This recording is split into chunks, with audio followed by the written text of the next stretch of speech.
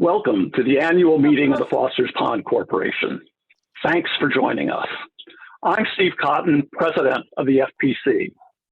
Foster's Pond is a remarkable resource, but it's more than a place. It anchors a community, draws visitors like a magnet, and it has a rich history of its own. We can be truly grateful to the many people who donated land, money, and their time to preserve and protect the pond and the hundreds of acres of undeveloped forests around it. In a year of isolation, quarantines, and social distancing, their generosity has never been more appreciated. In the 47 years I've lived on the pond, the community has grown and evolved. So has the Foster's Pond Corporation, reaching out to old-timers, newcomers, the next generation, and visitors. Relying on the magnificent water body that has drawn us here, our aim is to strengthen the bond among people who appreciate and respect both nature and their neighbors. So in that spirit, let us begin. First, a short detour. Most of you are by now more expert with Zoom than you ever imagined. For the benefit of those who haven't used certain features, I want to take a few moments to point out some key controls to enhance your experience this evening. Zoom controls are located a bit differently depending on what device you're using. Controls will appear and disappear. To see them, click on the Zoom screen or just move your cursor around. On a phone or tablet, try tapping the bottom of the screen. So now look at that row of controls at the bottom of your screen. I assume by now you're familiar with mute, unmute, and the video icon. I want to direct your attention to the participation functions. If you're on a computer, click on the participants icon to open the participants box. On a phone or tablet, don't click participants, but instead touch the next item to the right. It doesn't show on this screen, but on a tablet it will. The three dots over the word more. Look for the three items now. They're at the bottom of the participants box if you're on a computer. The green yes, the red no, and the blue raise hand icon or the raise hand button. We'll be using the yes, no icons for voting and the raise hand icon for questions and comments. Now you can chat with a host or co-host, but only one of the co-hosts is going to be monitoring their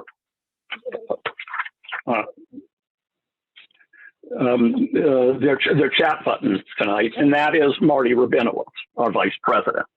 If you're familiar with the chat function, send him your question or comment. If you're not familiar with chatting, use the raise hand feature I just showed you to get Marty's attention. He'll send you a chat message, and that will open the right window for you to send him your question or comment. At the appropriate time, Marty will either read your question or comment out loud, or he'll send you an unmute message so that you can ask the question yourself. Oh, and one helpful hint, if when you're trying to send your chat message, you don't find a send button, hit enter on your keyboard. Now, if any of that confuses you, just ask the youngest member of your household for help. The share screen function has been disabled, and we are recording this meeting tonight. So with that, on with the show. We have quite a few attendees tonight who are new to the Foster's Pond area. And with that in mind, I'm going to give you a bit of pond history. I ask those who are more familiar with this history to bear with me for a few minutes. Then we have a few organizational obligations to fulfill, but this will be a very short business meeting so that we can get right to our program tonight. After Arno's presentation, I'll bring you up to date on what we accomplished last year and hope to get done this year. And we'll also have our usual open forum for new business, including, most importantly, recent wildlife sightings around the pond. And one more word on questions. I'll answer questions after Arno's presentation. Arno will answer questions at the end of his presentation. But again, for either of us, please send the questions to Marty.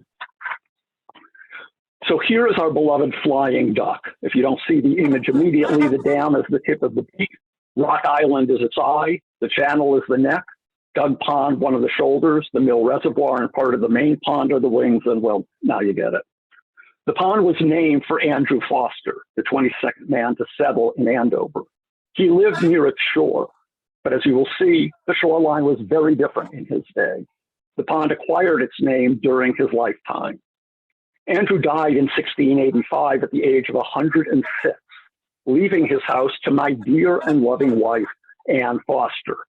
Alas, Anne did not live happily ever after. Andover was just one village over from Salem Village, and in 1692, 7 years after Andrew's death, Salem Village was the vortex of some bizarre judicial proceedings. This is a wooden block cut from a book of Cotton Mather's essays, spreading the word before we had Facebook that witches were everywhere doing the work of the devil. In Andover, Joseph Ballard was sure his sick wife was bewitched. John Lovejoy knew why his hogs were diseased. Timothy Swan was ailing mysteriously, and Andrew Allen's children had died. There could obviously be only one cause. The solution? Bring in the young maids from Salem Village with their special powers. They arrived in Andover and confirmed the diagnosis. Suspects were lined up outside the meeting house. The young women pointed to the witches: Anne Foster, Anne's daughter, Anne's granddaughter, and Martha Carrier, an outspoken and unrepentant lady who was fingered as the queen of hell. 41 people from Andover were accused of witchcraft, more than from Salem itself. Poor Anne, aged and infirm, was dragged off to Salem and jailed for 21 weeks. 4 times in the heat of mid-July, she was carried to the courtroom and badgered by magistrates. This is an artist's conception of the Inquisition of her alleged co-conspirator, Martha Carrier. Martha was convicted and put to death by hanging.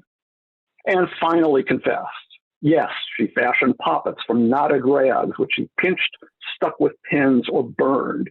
Yes, she was responsible for the sick wife, the diseased hog, the dead children, whatever they wanted to hear. She at last confessed she had indeed flown to Salem Village on a broomstick with Martha Carrier to a coven of 300 witches. Anne died in her tiny cell. Her son Abraham paid the jailer £2 10 shillings to cart her body home to Andover for burial. As a confessed witch, she couldn't be laid to rest in a church cemetery. She was probably buried by the shore of Foster's Pond. And one final injustice. Salem's Witch Trials Memorial today honors the 20 victims who were executed, but not Anne, who was no less a victim. This map is more art than survey, but it gives a sense of the local geography and a good picture of Foster's Pond at the time. That A. Foster is Abraham Foster, the son of Andrew and Anne, who retrieved her body from the jailer. Note the Carrier house in the upper left near Pole Hill. It's believed by some historians that Martha, too, was buried near Foster's Pond. If so, their resting places are now under the waters of the pond, which, as we will see, was enlarged 165 years later. So let's see how the pond grew. This official survey commissioned by the Massachusetts legislature shows Foster's Pond in its natural state long before the dam was built. The blue arrow has been inserted to highlight the pond. And here's another survey 2 decades before the pond was built. We think the dam was built in around 1857. 15 years later, the pond is larger, but it's a far cry from its present shape, depicted in our flying duck logo in the lower right of these slides. Its enlargement was very slow. 30 years after the pond was built, the flying duck still hasn't taken shape. Finally, after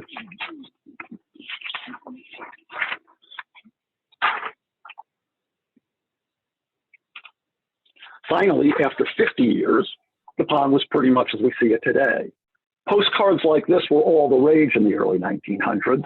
This one is looking from the dam towards Rock Island, the eye of the flying duck. And there seems to be a house on the island, one of many summer camps that were beginning to populate the pond.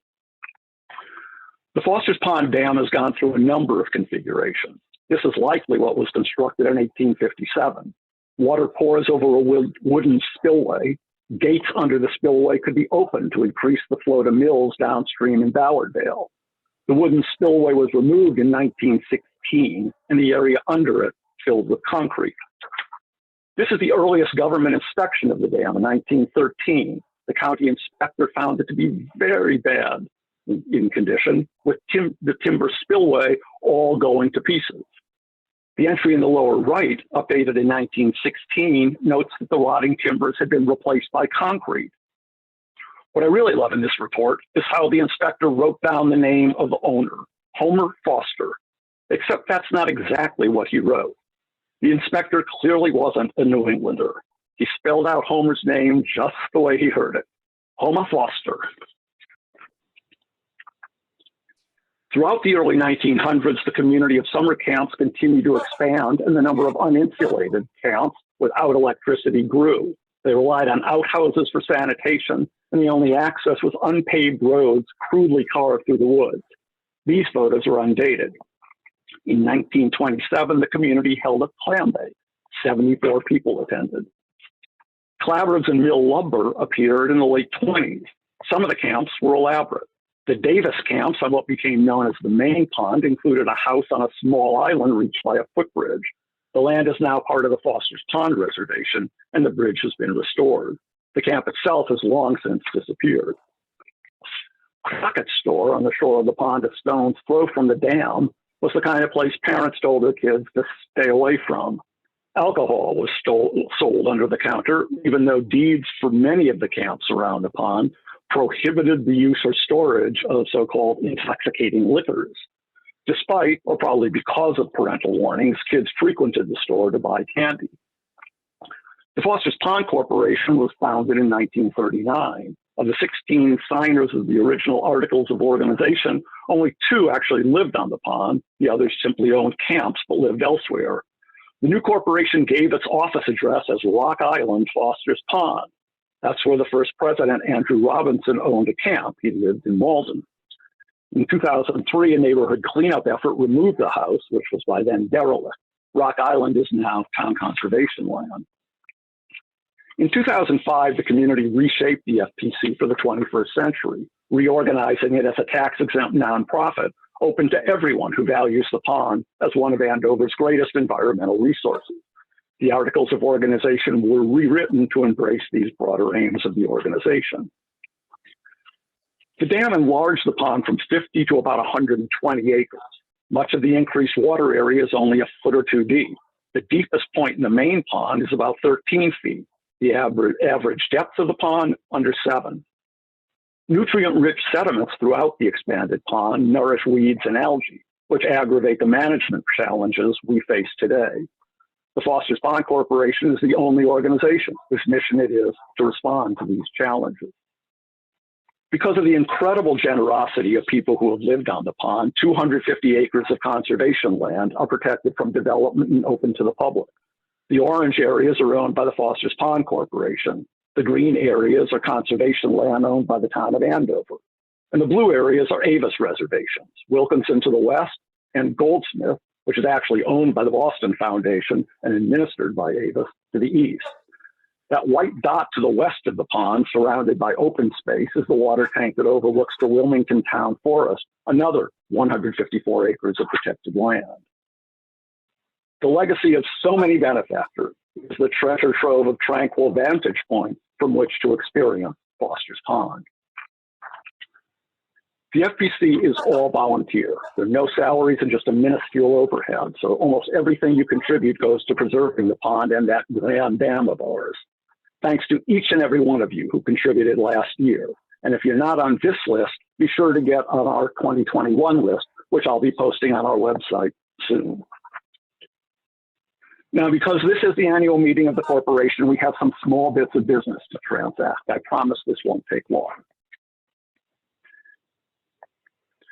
In lieu of minutes, we posted the slideshow of our last annual meeting online so that we wouldn't have to take time for a formal reading. But I would like to take this opportunity to thank our secretary, Janet Kenny, for all the work she does. Thank you, Janet. And now I am going to ask for a vote to approve the minutes. So make sure you've opened the participant box or tapped on the word more if you're on a tablet. go to the icons at the bottom of the box, and please click on the green yes if you're in favor of adopting the minutes, and please click no if you're opposed.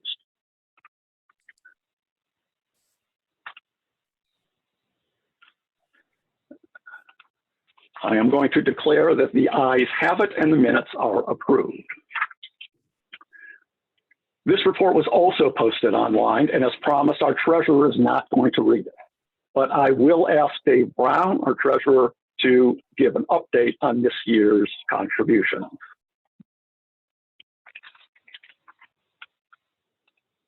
Unmute, Dave.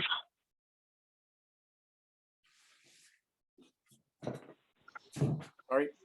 As of today, we have received a total of dues and contributions of $8,440. That breaks down into $2,150 in dues, $6,390 in contributions other than dues. Total of 44 households have paid dues.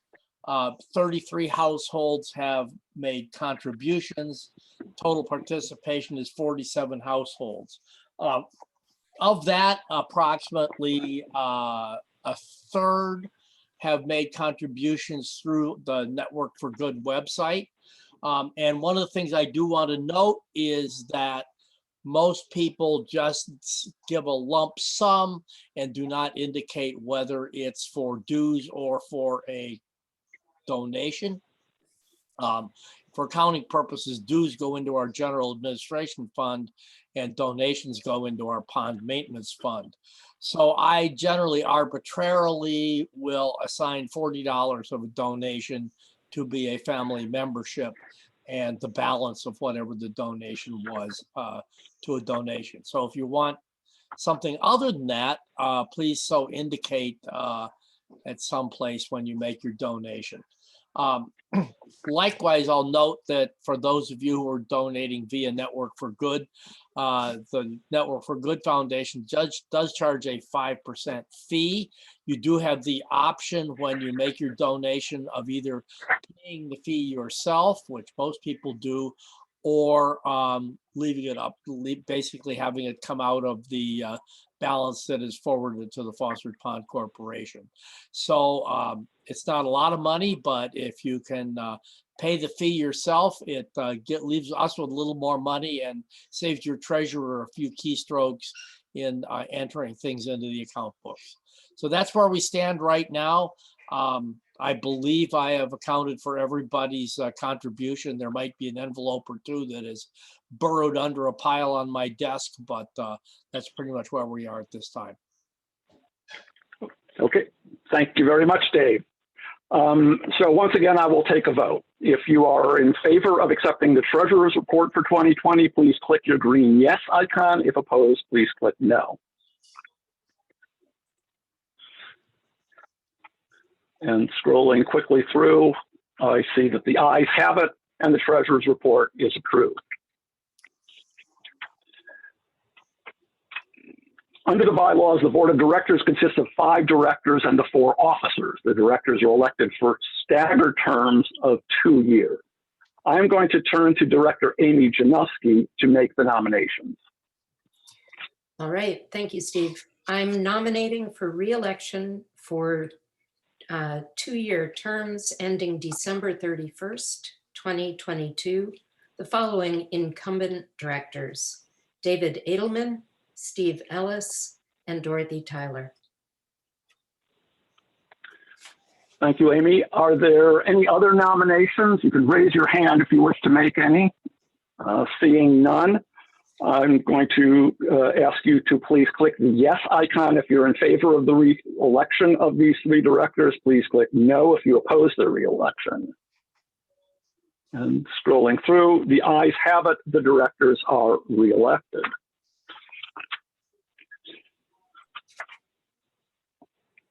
Martha Russell served as a director of the FPC for 10 years. She was herself elected to fill a vacancy on the board in 2011. Martha has recently moved to Ipswich and has graciously resigned so that a current resident of the Foster's Pond community can take her place. I want to first express on behalf of the board our deep appreciation for Martha's contributions to the organization and to the community. Thank you, Martha. Again, I turn to Amy for the nomination. Well, I'm happy to be able to nominate tonight Catherine Workman, who I know as Katie Workman, to fill a vacancy on the board of directors for a term expiring December 31st, 2021. Thank you, Amy. Any other nominations? Seeing no raised hands, please click yes if you are in favor of electing Catherine Workman. Please click no if you oppose this nomination. The ayes have it, and Katie Workman is elected. Congratulations, Katie. And finally, under the bylaws, officers are elected for a term of 1 year. Again, Amy. Okay, I nominate the following incumbent officers for re-election. President Steve Cotton, Vice President Marty Rubinowitz, Treasurer Dave Brown, and Secretary Janet Kenny.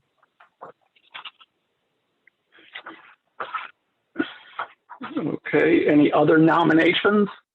I see no raised hands.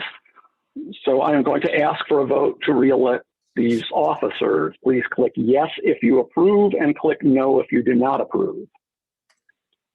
The ayes have it and the officers are re-elected. Again, I want to thank my fellow officers for the work they do, without which the FPC could not function. And that concludes the formal business meeting.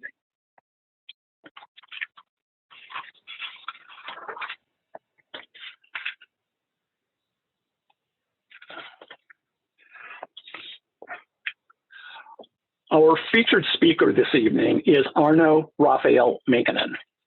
I've known Arno as a friend and neighbor for all of the 33 years he and Sandy have lived on Foster's Pond.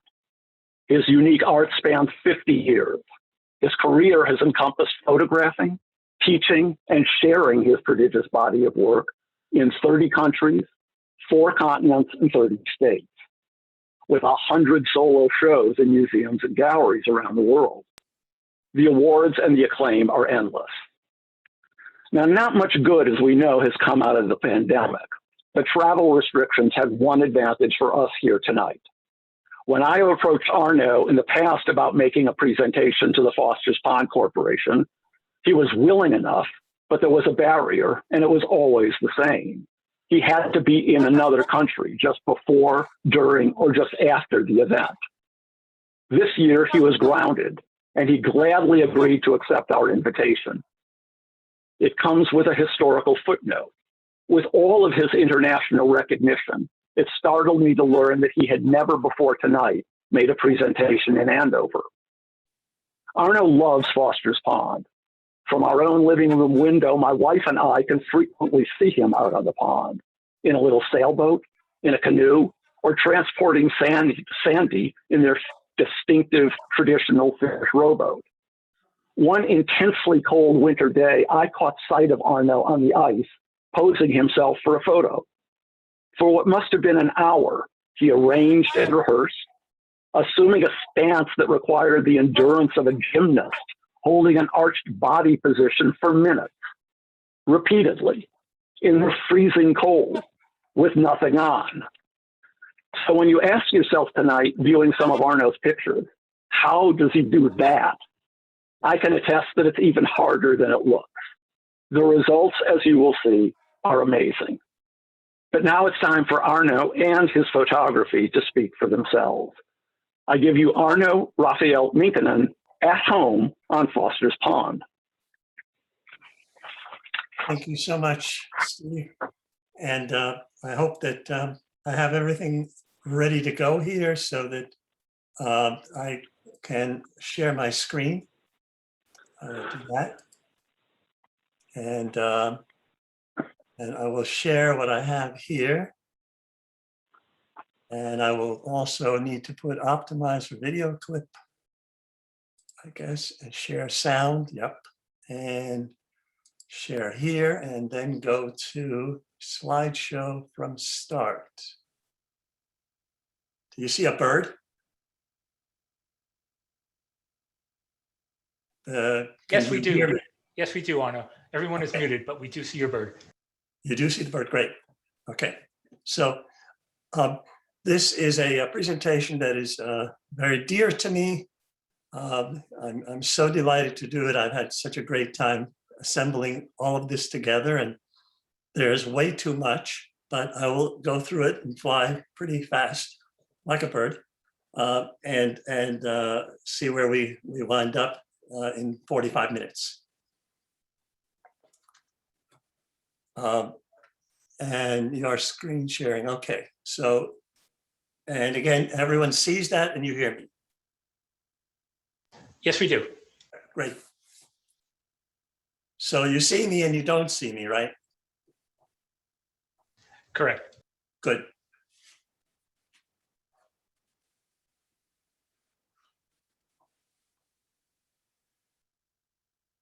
So the talk is dedicated to Bravo, whom we lost several years ago now. And he loved coming out with me in the canoe. So that's why he's saying, let's go.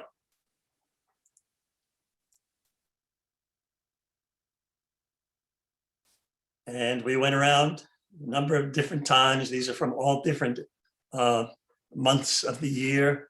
And I was astonished to know I have at least a book full of photographs from Foster's Pond from all different shorelines and regions. So I'm just showing a few, thrown in some houses. On my way down, I usually come down the sunny side. And on our way here, I did manage to also photograph the dam on both sides, knowing that it's a subject of conversation later. Dottie's, Syria's before, and back around the island, and the Cottons. And this is the view from our house. And now the canoe is empty because Bravo is no longer with us. That's our house on that edge of Foster's Pond. I love to photograph it all the time. Here we have sunlight on a cloud, making it look like Mount Fuji, moonlight, like an Edvard Munch painting maybe, and just the incandescent light from a chandelier. So I go back to when we first came here. This is a photograph from 1987. This is what the house looks like today. The Finnish flag is up because it's John Lucas's birthday and it's my birthday, and it's both the same day. So we always, it's very neighborly of us to share that kind of coincidence, amazing coincidence, amazing neighbors. Lee Westlake was doing a reconstruction in our bathroom, and I was in Finland at the time, in Helsinki, writing an essay from which later I'll be reading, and called Sandy in to say he found something underneath the tiles that we used to prevent the squeaks. And it was from a newspaper. There's a whole bunch of newspapers from 1939. And I couldn't believe it. And of course I said to Sandy, we have to keep these. Absolutely. It says Finns wipe out parachute army. Isn't that incredible? And this is in 2008 now. We've been there already 20 years. And underneath that tile floor is sitting the story of my mother. The land that Finland lost to the Russians after the Winter War and the Continuation War is to the east, near St. Petersburg. She was born in Koivisto in Finland, which is no longer Finland. That's her little girl in the white dress in Koivisto. This is the kind of land that they lost. They owned a whole island. They were quite wealthy with timber and forest, and they had a big general store. Everything was taken. Everything was lost. My father was born in Japan to Finnish missionaries. He lived there up till 10 years, and then when they retired, he came with the family to Helsinki and became a Finnish boy. He was forced to forget his Japanese, So when we moved to America, he decided he wasn't going to forget his Finnish. And let's see, hold on. Why is it froze? Something froze it. Okay, it was my nervousness. So there he is with his family in the front. His mother is right behind him. He's the boy with the stick legs. And he came to Finland and the war came on and he joined the cavalry. And at the same time, my mother had become a nurse. And this was in Viipuri, which is this town of watercolor. My father claimed that he never carried a gun. He didn't want to kill anybody. But I do wonder sometimes about that sword. He took ill. He wasn't wounded, but something happened that he found himself in her care. And so the love story started there. I'm the little boy sitting on her feet, and I'll speak more about that later. And here I am on top of my father's shoulders. We moved in 1951 to New York, to Brooklyn. And the various points here that are outlined, we first went to Bensonhurst, Coney Island, and then to Finntown, where we lived a long time, and then Bay Ridge. Eventually, I went to college at Staten Island, where Sandy was also a student. Ellis Island is right there that we passed by, the Statue of Liberty. When the boat came in, it was so foggy, you couldn't see anything. I ran down to the deck, lowest deck, out of the mist. Scout's honor, Statue of Liberty showed. I took that picture from an airplane. And my father and I speaking to each other on an old car that we had, a 39 Chevy. Straight up 4 flights from my head is our bedroom window. This is the area or the apartment complex that Fred Trump actually bought and owned and ran and did what he did. Only found that out later. A book has come out just about a year ago, and I'm going to be showing pictures from the book occasionally, so I'm bringing it up here already now so that you know from where it's coming. I guess, okay, great. This was the book signing at the Paralog booth at Parry Photo. They were promoting it with this picture from Foster's Pond. So in a way, I put this up, and many pictures you'll see are from Foster's Pond. It just a week ago has won the honorary jury selection award from the Finnish Photo Book Award. And the year before, it had won the German Photo Book Prize in gold for the best monograph of the year. Inside, when you flip through the pages, you'll see this picture of us in the boat coming to Ellis Island.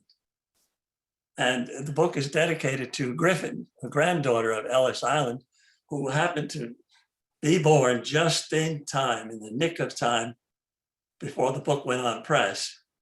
Lexi was pregnant, of course, and Dan and Lexi were hoping that, of course, that she would be born. And because I said I wanted to dedicate the book to her. Well, there she is, to Griffin, a granddaughter of Ellis Island, in her Metallica t-shirt. This is me playing chess, first self-portrait at age 15. And you can see, if you look at my lip, that there's something wrong there. It's a cleft palate. And that story is a story that gets told later tonight. I wanted to be a writer in college, but my father wanted me to be a missionary. Picture says it all. We lived in Finntown at this particular time in Little Norway, where I was a Boy Scout. Had my first crush on a girl in the Spanish Quarter, delivered newspapers in the Finnish Quarter, and went to school in the Jewish Quarter. All my best friends were there. That's me, my lip, in the Boy Scouts.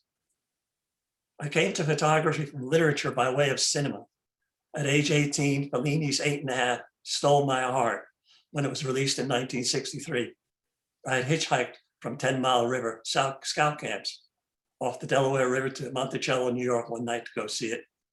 thumbing the ride back around midnight, walking much of the way, I could never have predicted the impact of Fellini's masterpiece would have on me. A line I wrote for Minolta cameras 7 years later as a Madison Avenue copywriter was surely inspired by the film. What happens inside your mind can happen inside a camera. Exactly what I wanted to do. Hook, line, and sinker. Make that lens, aperture, and shutter. There's Fellini, 8.5. If you haven't seen it, watch the first 8.5 minutes. Amazing. I'm working on a script that has a working title of Genesis Exodus. I'll tell you more about that later too. Wagner College, where I finally conquered my lip trip and started asking out very girls who I thought were very beautiful, and told them that I wouldn't ask them out more than once if they would come out with me once, because I was working on something. And after 18 dates, of course, you can imagine who my last date was. She's watching the Zoom right now. This is what I looked like as a copywriter in New York, working on Montgomery Ward catalog, trying to get a Madison Avenue job. Eventually I did. One of the first photographs I was tinkering around with my father's Lindhoff 4.5 that got me the job, writing for Minolta. There's the ad. What happens inside your mind can happen inside a camera. My hair was long. This was just even before the Beatles, it started to get pretty long, and of course that helped. And I started experimenting. I was photographing my face and making self-portraits, and then I was hanging out the windows already, trying to get somehow into the pictures. I sent everything to Rhode Island School of Design and got not that work, but other work that was more like other people's color snapshots, and was rejected.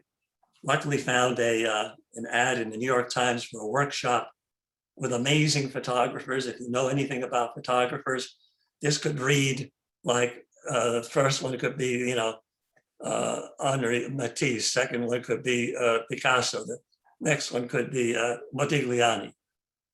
These people were all teaching, but the one I even though I didn't check it off here, when I went to the Museum of Modern Art to look at everybody's work, and it was this photographer's work, Dion Arbus, who stole my heart. And because I felt this boy was kind of the way I felt in Brooklyn myself, and all her portraits. She was just an amazing. And I signed up for the workshop. I got in.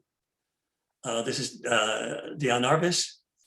But it was canceled. It was the summer she decided to leave this world. Never met her. Studied with John Benson instead, great teacher.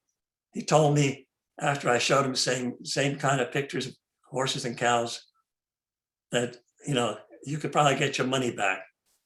And it was a 5-day workshop. And I said, no, what could I do? And he said, well, why don't you take a day off? And I did that.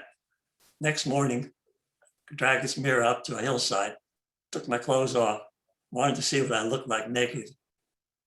And I got this. And after that, till yesterday, that's all I've been doing, the same idea. 50 years now. Sent all these pictures to Harry Callahan at RISD. He invited me for an interview and liked my answer when he asked why was I coming there, and I said I wanted to continue what I was doing. In this picture, it was a garbage can. I was still in the advertising agency. I had painted it black and waded out into the water, never thinking. Someone a couple of years ago asked me, do you know what would have happened if you had slipped in the mud? I hadn't thought about that. Exit strategies weren't the thing. Sandy helped me with this picture for a bedrooms exhibition in Soho. It got published in the Village Voice. I was on my way to work. I saw it in the paper. I couldn't believe it. It was 10 in the morning. I walked into the nearest bar and had a double Jack Daniels.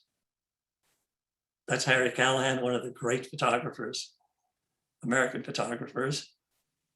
one of his photographs from Chicago. As a student, I made this picture, cover of a book, picture that's completely sold out. And at auction in Sotheby's, it certainly wasn't introduced as a student work, which it was. Here you can see how I worked. The negative is up there. I trimmed a little on the left and the right to zero in a little bit. But I was just, trying to figure out what to do that day and made a classic picture. That's how photography works. We went to Finland that summer while I was still in college and took my first self-portrait in Finland with just my back. I say goodbye to my arms and my head. Photographed in the snow. Made this picture where I never could understand what happened to the other leg, other than I know what happened to it. It's still with me. If you look at the highlight on my butt, that's from the snow reflected. And so if you see it in the negative, it has to be black. And it sure enough is. I learned to walk on water. I hung off of ski jumps in Finland. We went to teach there after RISD. Just to give you an idea how high I am, tied up with rope off the wrists. I leaped over and got the picture that I don't like because I see my cleft palate. But it wasn't easy getting out, getting back. It was snowing, freezing, and I don't know, why I did it, but I wanted to see if I could. Same thing with the river. Just hold on and let the current take you in Switzerland. And these three fingers in 1977. All of this, so much of this is before the self-portrait becomes the self-portrait in American photography. Cindy Sherman starts maybe 3 years after I start, a few others much later. The title of my lecture is called Repetition Without Repetition. And what it means is, here's a Wilkinson Reservation, 20 years later. You see the idea, you see what I'm doing with it. It's the exact same tree. The tree has changed dramatically, but the two pictures are different and they're the same. And that's my mantra. I only have this one body, these four, hands, 2 hands, 2 feet. And wherever I go, if it's in Italy at an old castle or up in Maine in a staircase, which this one is called New Descending a Staircase. Foster's Pond. In Norway, in Skrova, Lofoten Islands, in Norway, Dalsniba. But when you see them together, you can see the things that are similar, the things that are different. Foster's Pond, in the snow. My hands are coming out of the snow, I'm under the snow. Crossed together. This was on 10/10/2010. They're my working locations in South America, in South America, in Europe. They're all over the place. In Finland, it's even more than that, but all the way up to Nordkap, down to the Canary Islands, to Malta, down real south, Croatia, up and down a lot of France. In China, fairly deep into China, Japan, and then half the states, or more than half the states in America. 2 trips by Jeep into the Southwest, Florida. So this is the book Saga, came out with 35 years of photographs, the essays of Alan Lightman, of Einstein's Dreams, A.D. Coleman, who wrote the review for the Village Voice of my first picture published, and Arthur C. Danto just quoted this Sunday in the New York Times on appropriation. This was the exhibition at the De Cordova Museum of the entire 120 photographs in the book, which traveled to Bucharest, Bratislava, Reggio Emilia, Salo, Beijing, Winnipeg. I went to all those. Sometimes Sandy came with me. Celebrity Solstice had a little gallery of mine. I don't know for how many years, but it was a permanent gallery on this particular boat. And I'm starting to show the pictures you see up there, so you see them a little bigger, better. I have to keep moving is what has to happen right now, because I'm probably doing okay, but let's see. This is the inaugural opening of my gallery in Beijing, C+ Gallery in the 798 district. A.D. Coleman is there signing the Saga book. They did a Chinese version of it. This is at Robert Klein Gallery in Boston. The last time I've had a show in New England is 2009 or 2008. So I've not shown anywhere other than the Decortiva before that. And this picture is on the wall there somewhere. So this was fun to always, this is in Finland. And it's amazingly difficult image. I don't explain the photographs, how I take them. I don't work with assistants. Sometimes some people might be around, but I have to be the only one who sees the picture. It's not a collaboration. That picture in the window or up in the poster is from Malta, back cover of the book. This is in Florence, Italy, in the hall of the Tribune of the David. It was a lecture. And it was an astonishing thing to, frankly, to be there. I'm nervous here now even, but boy, you can imagine how nervous that guy behind you makes you. This is the picture that was made on the 1st, 1/1/2000, right here on Foster's Pond. It's sold out completely. It's in the book this way. This is the Shanghai World's Fair finished pavilion in 2010. Foster's Pond circling around. There was a lot of different floors in this kettle. This is in Cannes in France. There's a show of Edvard Munch's also at that time. My picture has Foster's Pond on the poster, this one. Here it's being also publicized in the museum where my work was. The Munch show was here.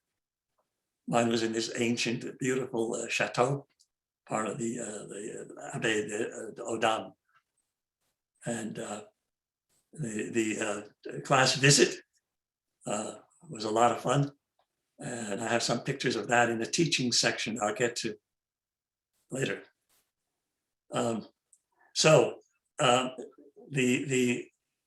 That was because the picture's in the wall there. Yeah. The Metro in Paris did these pictures to visit Finland, and the travels to Finland really expanded during that summer. This is from the Chelsea, Barry Freeman, my gallerist at the time for many years. This is also, you can see, is another repetition without repetition, because now it's night. I did want to talk about that other picture, but we'll probably come to it later.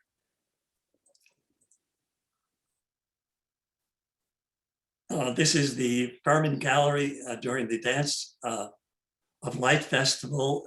It was also a time when I previewed a demo, which I'll talk about later, at the Eleanor Bunyan Munro Theater in Lincoln Center.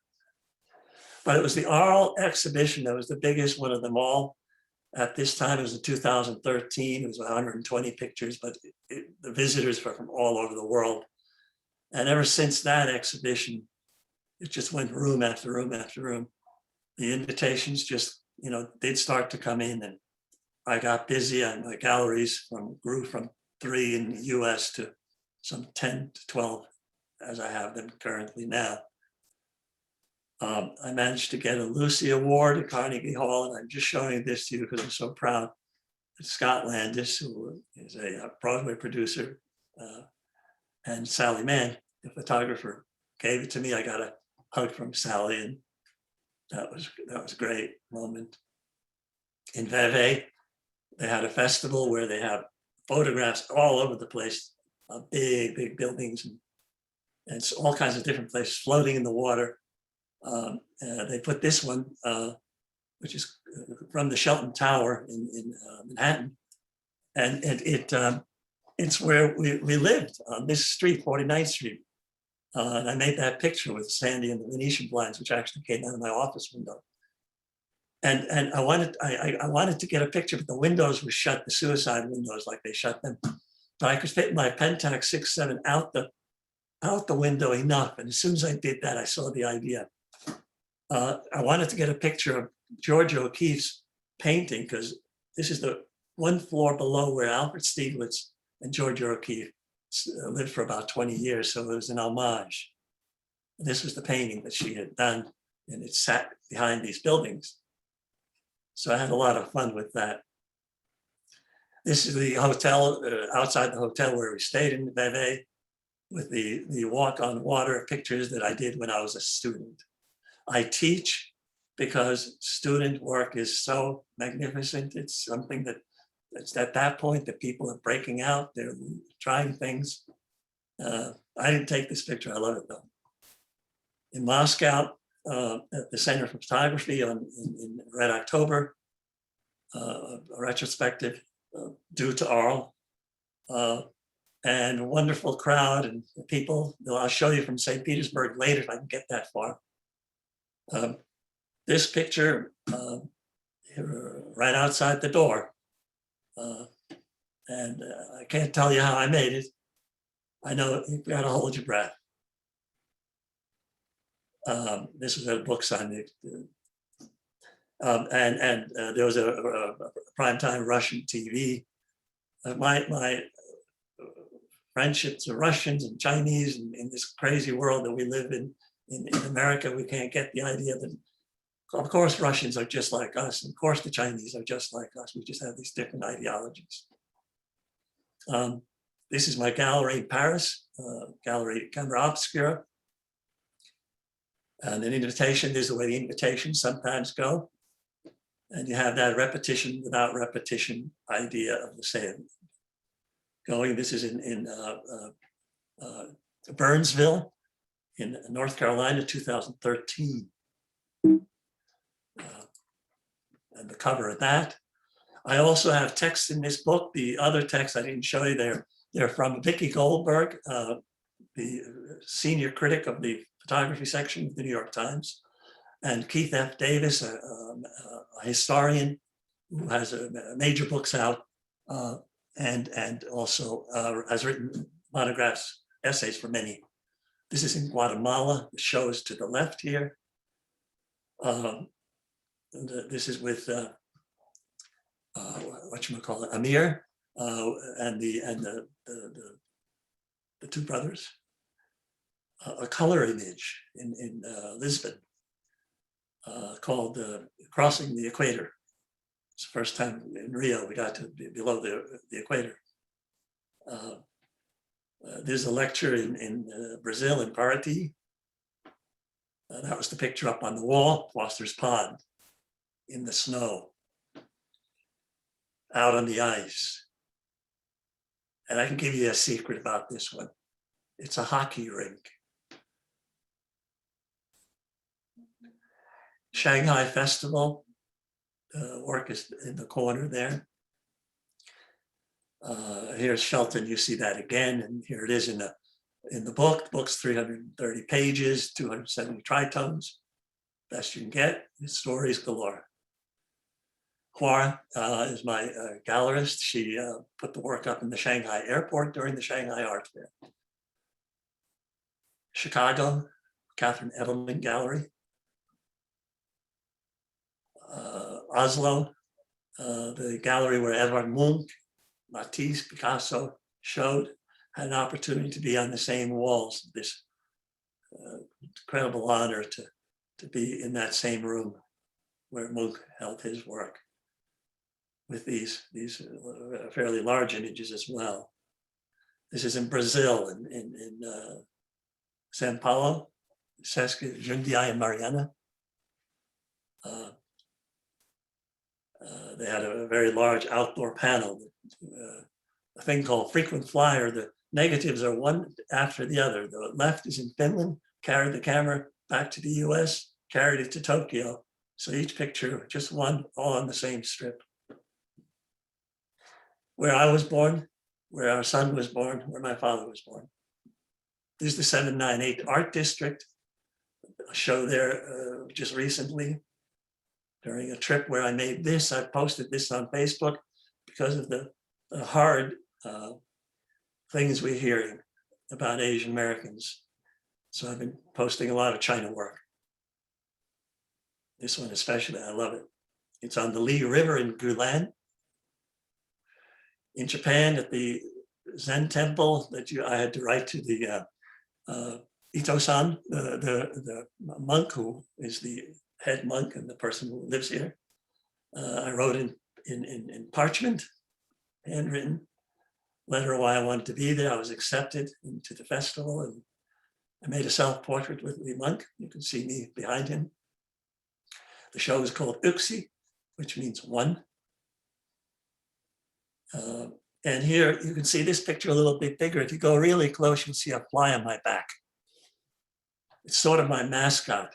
I had to be underwater at least 35, 45 seconds. About 30 seconds, you can't really do it anymore. So you start thinking of other things because you have to press the shutter. And now you have to wait for the water again to settle. So the fly, during that time, it took me for what I wanted to be taken for, which was a rock. There you see it better. Now, if you did this on Photoshop, yeah, you could put it there, but you forget the reflection. And if you remembered the reflection, you're smart enough to think about the reflection, you put it in the wrong place. It would never be equally distant because of the water. So reality is my reality, and reality is my great inventor. I collaborate with nobody but. These are pictures in Japan. I also worked in the gardens there. That's a picture of Sandy in a canoe from 1970. This is called Arno on the Arno, in commemoration of the rising of the water in 1966. So this is a 50-year anniversary commission. It's on, I think even now, they put it back up again in Florence. The BBC came here to do a part of a show called How to Be a Surrealist, and had to do with Man Ray and all the surrealists, and I shot for it. And I also developed some negatives and printed some Man Ray pictures for their TV show. This is my gallery in Oslo. And the pictures here are in what you have seen or will be seeing. This is up on Nordkapp in Norway. All the weight of my body is on my head. You can see I lost my neck. And there's the negative. It's a Polaroid in this case. And this is probably one of the most dangerous pictures I ever made. And I knew I would not make it because I knew I could do it. And all night before, the day before, just telling myself, just don't look down. You could do this. It's called Height. It's at Lake Powell. The distance from where my toes are to the water is the same distance from the water to Height, which is buried underwater. These are from the gallery in Oslo. In Spain, this was a retrospective at the Oscar Niemeyer Art Center. His museum was also in that Rio picture. I don't know how I'm doing on time right now, but and this is the first time the show was given my last name, which is Vicky Goldberg thought that would be the best thing to do for the cover of the book. In Zagreb, where I've now worked quite a number of times, it was called Firmament or Taiwan Randa. It was the anniversary, the 100th anniversary of the Finnish independence. So the ambassador who was in charge of this and the cultural attaché were all there for the opening. That same year, I was awarded a Pro Finlandia medal by the cultural attaché or the minister on behalf of the president of Finland for contributions. In Germany, these pictures for a festival called Ray 18, where I did a masterclass. In the teaching section, I have quite a bit of pictures from that. The image hopefully speaks for itself. I'm trying to become a tree. The whole connection to nature is what I'm trying to do. I'm trying to say we should feel comfortable and love nature. We are part of it. That's where we come from. That's where we go. And we got to protect the planet. We got to stop worrying so much about nudity and not that we have to go run around nude in the world, but it's just such a beautiful metaphor for our own fragility and our smallness in front of these hills. Ansel Adams in Boston. I had this picture up. I was delighted to be in the exhibition. Repetition without repetition. This is in Maroon Bells in Aspen, Colorado. Here back again to the piece. It was a large mural in the show and the wall plate of that. It's now in Portland Art Museum of Art. In Peru, another Finnish ambassador, the current Mika Koskinen from the Consul General in New York, brought the show to Peru. They did another book. And it was 2 floors and huge, beautiful, beautiful exhibition. That's Mika. And we're hoping to work with him in the future for big shows in other places, particularly in Finland. And I just showed some of these people who, just to give an idea of the little kids, the people come by and they talk. And this is from Zagreb. This is in Brussels. My gallery there. It's a contemporary art gallery, huge gallery. And then this exhibition in St. Petersburg, back to Russia. You have to look at these people and say they're Russians, they're us, they're the same. What are we doing when we don't understand that? And I know it's not. I'm speaking to the converted audiences in New England, of course, but I'm saying everywhere and anywhere around the world, art can bring people together for one thing. And they just loved it. The audience was so warm, so many questions. This is my gallery in New York, Edwin Houck. And it was a 50-year exhibition in honor of the book. Mika Koskinen invited everyone over for a dinner at the residence. This is in Stranda in Norway, 2006. The years are from all over. There isn't a year when there aren't pictures.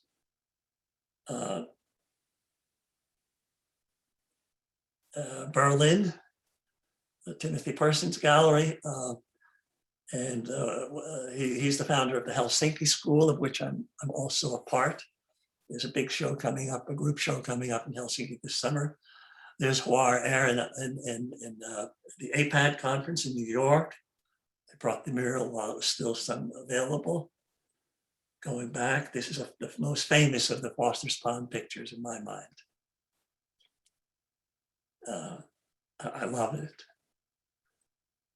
In Shenzhen, just recently, last year, an exhibit and a poster for that, and a symposium on my work. Dion Arbus's picture was up in this picture that they sent me. I was so amazed that, here I am with Arbus after all. And where the show is currently in closing in about 10 days in Stockholm at Fotografiska. Ellen Willis, curator, and they've got birds from Foster's Pond and frogs beeping away, and you can hear them in the rooms. They have these birch trees, and it's about 60 photographs. It's been up since August because of the pandemic. It goes to Tallinn this summer, and then Munich. And anyway, you can buy an umbrella with the Shelton Tower inside. And that is it. Thank you.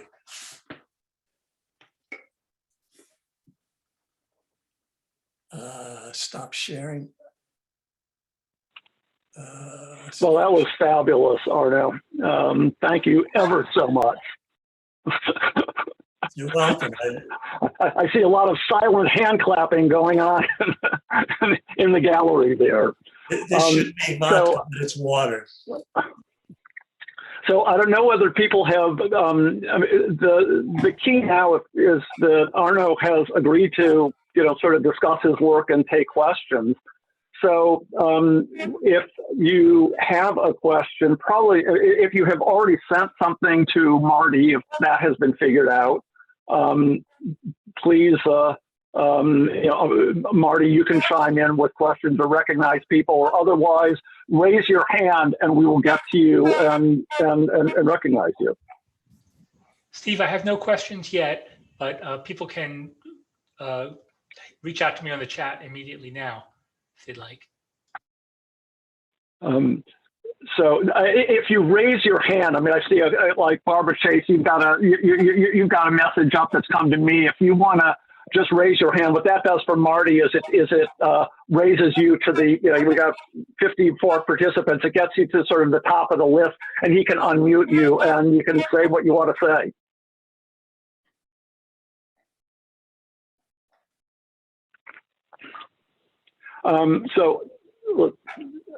Okay, I've got one chat that has come to me from Rachel, and it is, what do you use for your major camera, and do you still shoot film? Yeah. Okay. Can you hear me? Yeah. You can hear me. Yeah. Okay. So the image that I showed from Maroon Bells in Aspen was the first time I was convinced by many people that if I keep my memory cards and don't erase the files, that I essentially have the negative. Up until that point, I was using a Pentax 6x7 format. It's a large format film where you get about 12 exposures in the camera. Before that, various 35mm, mostly Minoltas, because I was working on that account. 35mm, you saw some of those negatives. And then in the 4x5, my father's old Linhof camera that got me that job, they actually, it was like, he looked at my portfolio and said, what do you know about photography? And, I said, well, I've been working with my father's Linhof 4x5. And that's all he wanted to know. They hired me right away. They needed somebody who knew something. I didn't know anything, actually, but he never asked me. But in any case, so those cameras, but the digital, the thing with the digital is, without that knowledge that you can show the raw file, I need to be able to do that. You need to be able to see that nothing has been manipulated. Even though, in the Edwin Houck show just recently, we actually made a negative print of the one leg, because just to remind people, the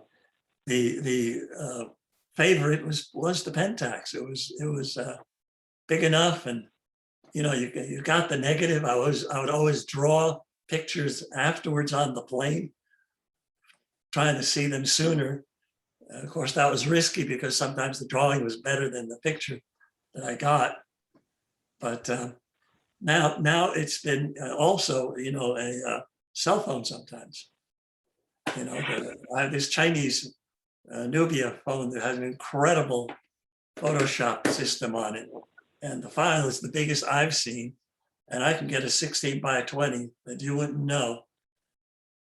It was a shot. I even have some that are bigger than that. So occasionally that's with me, and I like using it. Arno, we have a question from Amy Janowski. Amy, if you want to unmute yourself, you can speak to Arno directly. Arno, you have such a unique perspective. I'm just wondering, if we were taking a master class with you, how might it start? What would you do with us? We would start by reading 3 poems from Billy Collins. I can give them to you right now. One is called Another Reason Why I Don't Keep a Gun in the House. I'll give you the first line of the poem. The neighbor's dog will not stop barking. Okay, and it's delightful. The second poem is on turning 10. Okay, and the third poem is called Japan. They are all different, and they are absolutely all the same. And there's a new book of his, just maybe it's not that new, maybe a year ago, called Whales.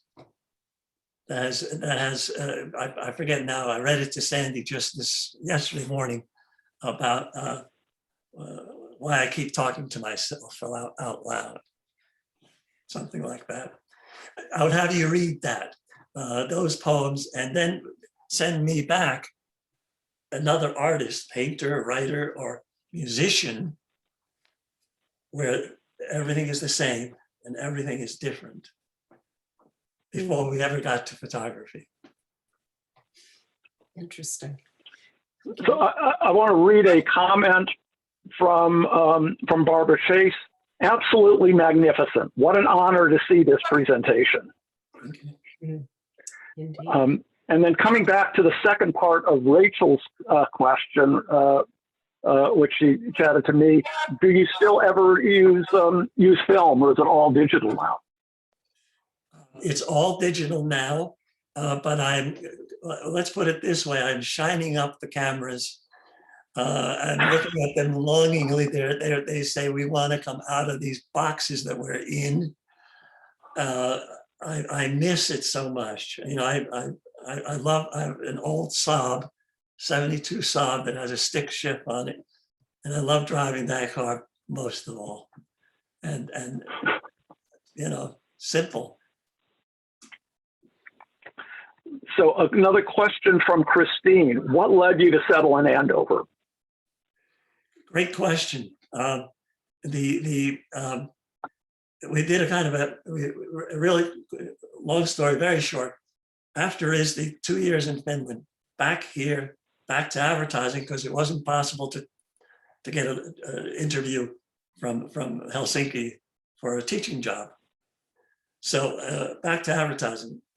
1 year in advertising, 4 years in MIT as an assistant professor.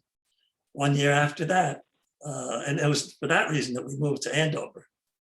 And in '81, then 1 year as a visiting artist at PCA, University of the Arts now. After that, back to advertising in Andover. We lived on 95 Lowell Street, a little house, very charming little house there. And after 2 years in advertising, back to Finland, 2 years. Back to advertising after that, at Cross and Wolf and Partners for 1 year as creative director. Wolf went to do Who's Afraid of Roger Rabbit? And after that, there was a job at Williams and a job at UMass Lowell. And I got to interview in both. And I got the UMass Lowell job.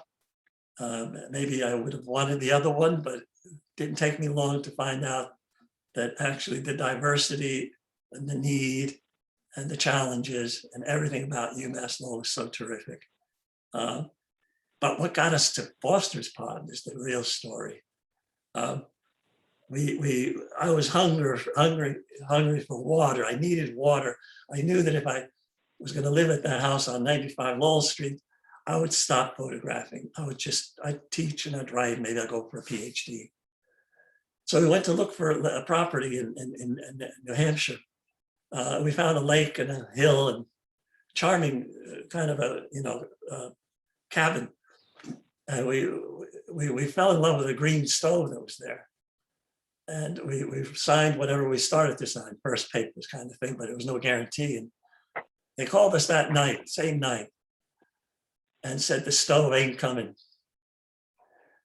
So end of deal. That same day or next day, 2 days later in the Townsman, I'm looking and I see Andover waterfront. I drive here. 3 days later, we purchase White Oak Drive, go into a bridge loan. Thank God they took the green stove away.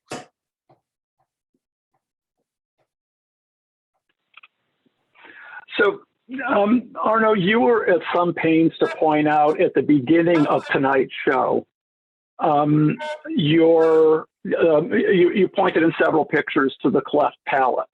Yeah. And I know you have talked about that openly in a PBS mini special that aired some years ago. So I wonder if you can just sort of share with us what effect the cleft palate has had on your work and your life. I wonder if we could maybe do this, Steve.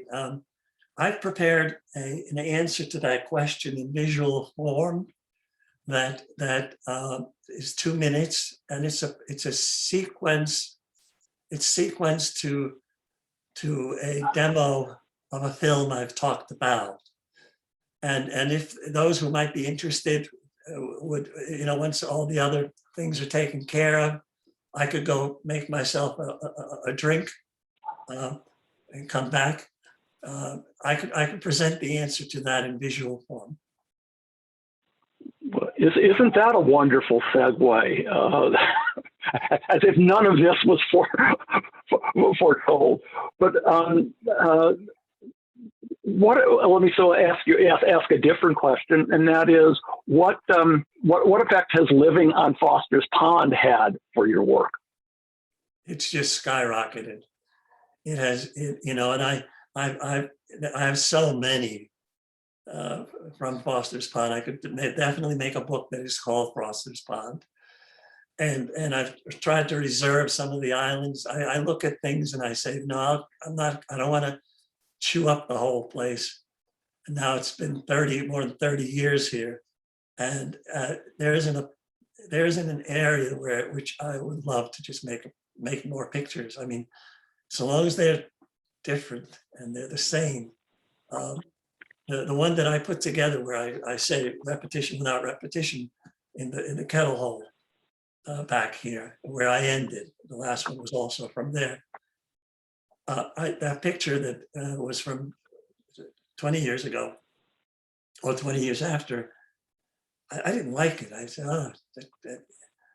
and that sometimes happens. But then when I saw it next to the one I did in 1996, the two pictures were meant for each other. If you looked at it closely, the arc of one of the branches goes into the other one.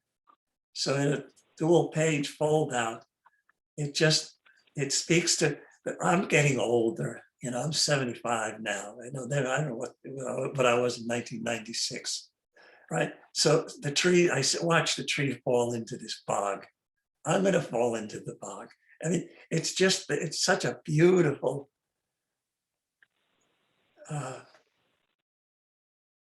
demonstration of what I believe in, and I don't need heaven.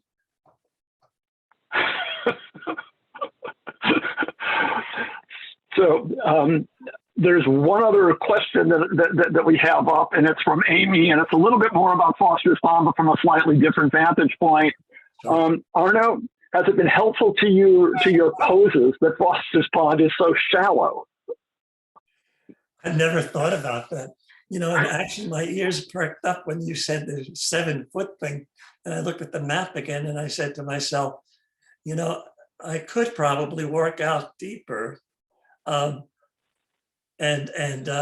let me also say this, just a thank you to everyone who has not, who those of you who know that I do this, I wrote an introduction in one of my other books about working in the fog, and it's so much nicer in the fog because I know that nobody can see. But the idea just that, I go around like this and I've made it, a commitment that even if I'm in a building with a spiral staircase and it's just my hands and feet, I'm probably nude anyway. Not always, but and I'm not trying to say, okay, I need to be nude, but the fact that here at the pond, it's a secret, and you've allowed it to be that, and people haven't made a big deal of it. I could just see if I was doing this in Texas or I don't know, someplace. I'd have to have a shotgun nearby or something. Not that I'd be like that either, but you know what I'm saying. So yeah, no, it's a gift. That green stove, I have to tell you, I think we all have them. That would be another assignment, by the way, for this masterclass. Let me know your rosebud, Okay, another question. This is from David Edelman. Arno, are you driven mostly by personal artistic interest or more by technical challenge or both? Artistic interest and then the technical challenge. That picture in height, if it was just for technical reasons, boy, what an idiot that person would be to make that picture. Really, lock them up. Now, and I'll put it this way: with that picture, and there are others. When I know that that's a possibility, nobody, absolutely nobody, can be nearby at all. Because if it happens, no one should see it. No one should be held in any way accountable for something like that. But no, it is the artistic, and to me, the excitement comes from the fact that when you finally get, whenever you get that new picture, the first time and you see it, then you say philosophically, I say to myself as a philosopher, that existed in the world already. It just needed to be discovered. And my role is to discover it. I have an endless puzzle game in front of me. I can fit the pieces and it just gets larger and larger, but it has no border on it. I just have to find those pieces that, like the two repetition without repetition, that kind of like those two pieces wanted to, kind of get married. So let me ask you one last question in this segment, and that is that in your latest book, I mean, there is some commentary about the real uniqueness of your career in terms of a 50-year stretch in which the defining artistic focus is your own body. So it's kind of 50 years of a unique self-portraiture. Can you sort of describe did you see that coming when you started your first picture? What has kept you going? But it's a remarkable record and a remarkable body of work with such a focus. What do you have to say about it? I'm just glad that I didn't fall in with that garbage pail over my head into the water, and that would have been. I knew when I took the picture in the mirror that because what I did in that picture is I gave the responsibility for the picture to the camera. I said, I'm going to be your model. This is before the self-portrait was anything that way. People were doing self-portraits in performance art, but they were documents of the fact that, a nail went through the palm of your head onto a Volkswagen. But I was after an image. I wanted to stand alone. And as soon as I made that picture and I saw it, I said, I don't know where this would end.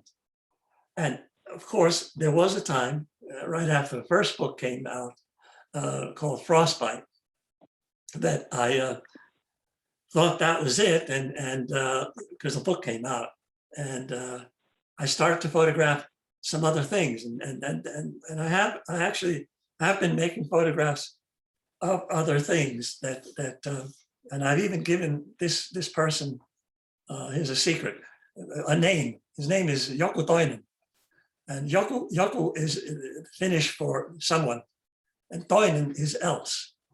So his name is Joku Toinen. So he's someone else. And he's really waiting to do a book. He's waiting to have a show. He's waiting to take a master class. But he's got pictures. And Joku Toinen almost took over in 1977. But then I made this picture that I showed you of my three fingers. And I said to myself, I'm not done yet. And then that went to age 75 now. Okay, this will be the last question in this segment, and it is from Dave Brown. So much of your work is personal. How do you reconcile this with the fact that it needs to be public in order to be commercially viable?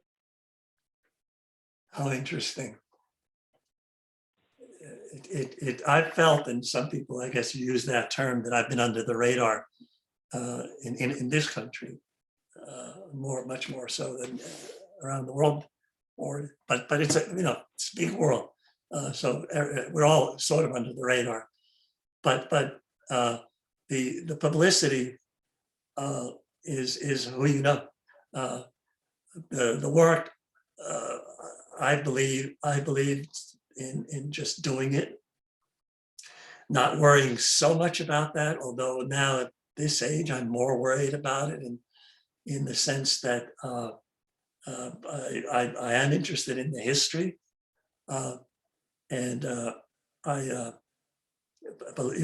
put it this way: there in the Berlin show there was a picture on the wall that a gallery owner in the same building, representing another artist, came to the director of the gallery where my picture was, Timothy Persons, and asked him, how can he put this picture up on the wall?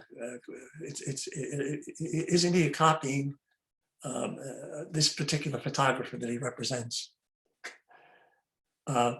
You'll actually see that picture later if we can do this thing before the end. It was so the show is in the show is just a year ago. The work that this artist has done he passed maybe 10 years ago, but he made a huge body of work and is far more famous in terms of fame in America than I certainly am. But the pictures that he made started 10 years after, 11 years after, and the picture that he was complaining about, Timothy just said like this: take a look at the date. So that the influencer, it was kind of like it's sort of like the influenced is becoming the influencer, and so you have that kind of thing. Of course, there are overlaps, and there's homage. I believe in homage. When there's an homage, it means that you acknowledge and recognize that someone else was there before. My picture in the MFA for Ansel Adams show is homage to Carlton Watkins, who actually is the first person to make these pictures, and not Ansel Adams. Adams himself owes a credit to Watkins. And when we do that, then it's correct, because there are inspirations. But when curators and high-level art world people do these things, there's a really interesting article in yesterday's Sunday Times, or it's today, I don't know, yesterday, about appropriation and Warhol and a Prince photograph that Lynn Goldsmith took, and who really, the courts went in a surprising way.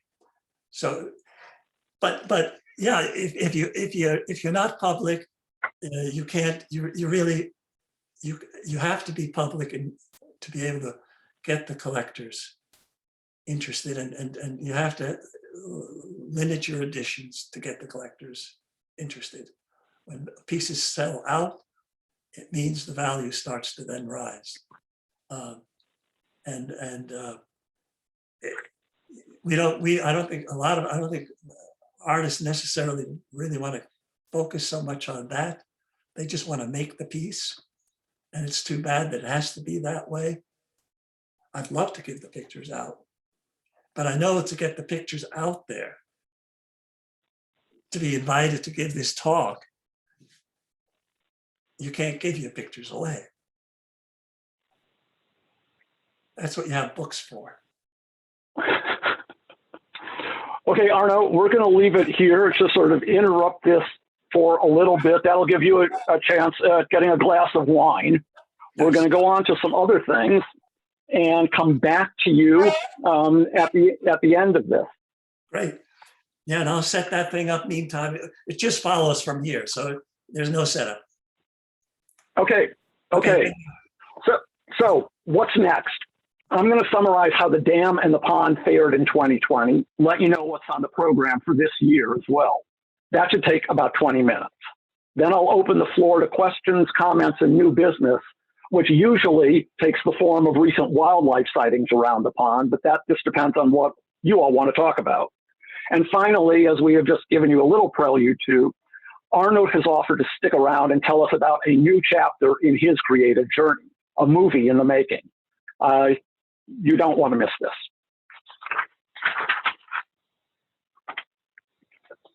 So maintaining our pre-Civil War dam was one of the main reasons for the formation of the corporation. Homer Foster didn't want to deal with the headache any longer.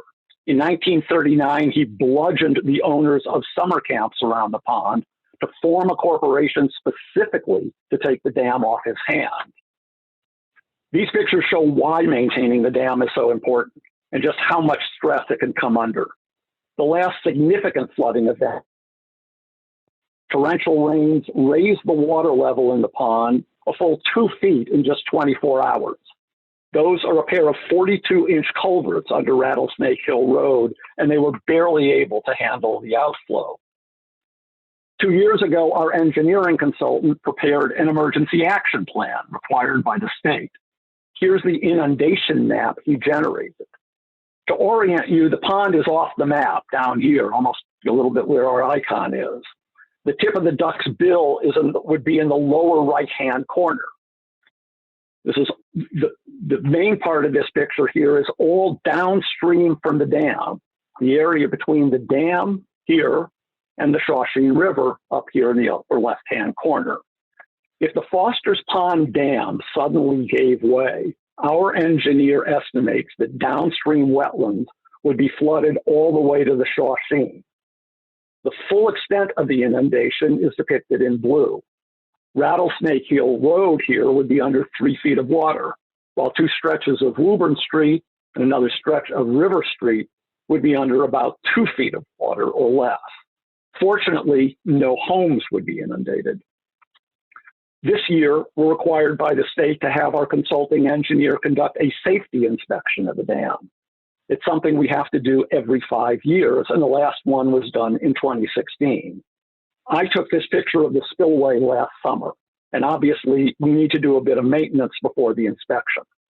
Scott Fumicello, a master mason, landscaper, and local resident, has donated his time to undertake most of the work we've done on the dam over the last 16 years, and he has once again committed to repairing the spillway this spring. The water level is currently low due to the winter drawdown, and we will have to keep it down until the work is complete, probably well into May. As usual, Scott will need some assistance from volunteers, and I will put out a call when we schedule the work, so stay tuned. Now, turning to the weeds in the pond, vegetation. Managing nuisance vegetation is by far the most expensive undertaking of the corporation year to year. We aim to safeguard the ecological balance of the pond and to protect public health. Like a lot of other ponds in Massachusetts, we've had a problem with blue-green algae in recent years. This is a bloom I photographed from my dock in the main pond. Blue-green algae is nasty stuff. It's especially bad for kids and pets. And we've had to treat the pond with copper sulfate most years, beginning in 2012. We didn't need to treat for it last year, but if we have a hot, dry summer, odds are we'll have to treat again this year. Copper sulfate works, and it's relatively cheap. It kills the algae it comes in contact with, but it doesn't prevent algae, and each treatment only lasts for a short time. Copper sulfate sinks to the bottom, where it has no more effect on algae and just accumulates. The less often we have to use it, the better. The alternative to chemical control is prevention. And the key to preventing algae is to starve them of at least one vital nutrient. And the limiting nutrient that is usually most practicable to control is phosphorus, which is why you're always hearing about the need to use detergents and other products with low or zero phosphates or zero phosphate fertilizers if you have a lawn. Here are some figures for Foster's Pond from a watershed-based plan we commissioned in 2017. As you can see, most of the phosphorus that flows into the pond comes from stormwater runoff. That's the blue piece of the pie on this chart. Now, a major portion of the phosphorus in stormwater runoff can't be controlled because it comes from the decomposition of organic matter in woodlands surrounding the pond. and we couldn't control that without paving over those woodlands. But a significant amount of the phosphorus in stormwater runoff can be reduced. This is the pond's 1.5 square mile watershed outlined in red. It extends as far north as Orchard Street, that's north of Faith Lutheran Church, as far east as Route 125, down southwest to Fiorenza Drive and Ashwood Avenue off Andover Street in Wilmington. Within the red lines, all streams, gullies, catch basins, and runoff from storms lead to Foster's Pond. If we could reduce the overall annual phosphorus loading into the pond by just 10%, that's 25 pounds out of the estimated 255-pound total, our algae problems could be very close to eliminated. But it's not an easy task. Here are some of the things each of us can do. This one-page list is on our website. It was taken from our watershed-based plan. Please find it, download it, print it out, and pin it up as a reminder. Before we started managing the pond, fanwort covered more than half the open water. It's a terrible invasive that outcompetes native plants. It provides lousy habitat for fish and animals. It can become so dense that it can actually suffocate fish. We've got it under pretty good control now. For the last couple of years, it's been down to infesting about 2% of the pond, but it's almost impossible to eradicate completely. We've developed a strategy of going after smaller infestations as they reemerge, using a combination of chemical treatments and hand pulling by professional divers. The aim is to minimize the use of chemicals while preventing the invasives from taking over again. When an infestation of fanwort gets too dense or it is intertwined with lilies, the only effective control is an herbicide. The map shows the limited area where we treated fanwort last year. This area was targeted because conditions made it impossible for the divers to be effective. Another invasive that's really troublesome is spiny naiad, and that one too needs to be treated with a chemical. Spiny naiad, like fanwort, forms a dense monoculture that overcomes native vegetation but doesn't provide habitat for fish or other wildlife. And like fanwort, it spreads easily and is almost impossible to eradicate completely. The only effective control is chemical treatment. Spiny naiad is too brittle even for the divers to remove. Last year, we treated an infested area in the channel. We've experimented with using divers for the last 2 years as an alternative, or at least a supplement to chemical treatments. Last year, divers had considerable success hand-pulling stands of fanwort scattered around the pond and in Dug Pond. The divers were deployed in the areas outlined in color on the right-hand map. In the past, we would have ignored these stands and just let them grow because they were too small and isolated to apply chemical controls. But they would have grown and expanded to the point where we would have had to treat the entire pond. Based on the survey conducted after the divers had finished their work, the fanwort cover was very much reduced in the areas they were deployed. We have our lake management consultant undertake a comprehensive vegetation survey every year at 61 consistent data points to gauge the health of the pond and the effect of our invasive weed control efforts. Last fall's survey, our 13th, found fanwort infestations at the locations shown in yellow or green on the left-hand map. The green dots are some of the regular data points. The yellow dots are additional locations where the biologists observed fanwort. In addition, the biologists found spiny naiad colonies where you see the red X's on the left-hand map. Our plan for this summer is to treat the entire Mill Reservoir, that's the area in red on the right-hand map, for fanwort. There's just too much fanwort there for the divers to pull out, and the water in the Mill Reservoir is naturally too tannic, the color of strong tea, for the divers to see what they're doing. We are planning to deploy divers in the area shown in green on that right-hand map. The areas denoted by the red X's will be chemically treated to control the spiny naiad. We'll be prepared to treat for blue-green algae this year if there are high algae counts. We'll have volunteers back out to monitor the pond and take samples to send to the lab. As to whether we'll need to treat That largely depends on heat and precipitation. Monitoring for blue-green algae and figure out when to treat is harder than it may sound. The pond may get cloudy and develop surface scum for reasons having nothing to do with blue-green algae. For example, pollen, benign forms of algae, or other organisms. Copper sulfate kills algae on contact, but it doesn't stay in the water column very long. Treat before the algae come up and you've accomplished nothing. Wait too long and it's too late to prevent a dangerous bloom. Municipalities and richer organizations can afford regular lab tests without worrying about their budget. That's just too expensive for us. We need to make judgment calls on when we ship samples to a lab. Our field work is done by volunteers. I'd like to give a shout out to John Ludus and Al Barber, who have done the lion's share of the work monitoring the pond and taking samples. This year, we're also budgeting significant sums of money for the lab work. All of the treatments we undertake are performed by our lake management consultant under a permit approved by the state in accordance with an order of conditions approved by the Andover Conservation Commission. None of the herbicides we use carry any restrictions on recreational use of the pond, swimming, boating, or fishing. But we close the pond or the affected areas on the day of treatment to minimize the possibility that anyone gets too close to the craft that is applying the chemical, or that anyone gets run over if our consultant is using an airboat. All of these herbicides are approved for use in public drinking water supplies. And even though no one is drinking directly out of the pond, that's reassuring to keep in mind. The only longer lasting restrictions apply to using pond water for irrigation and sometimes for letting pets drink the water. We make every effort to let shoreline property owners know well in advance that they may be affected, and we alert them when treatments are scheduled. We also put out alerts to our email list and post affected parts of the pond with warning signs. Irrigation advisories for this year's fanwort treatment will affect just 4 residences on the Mill Reservoir.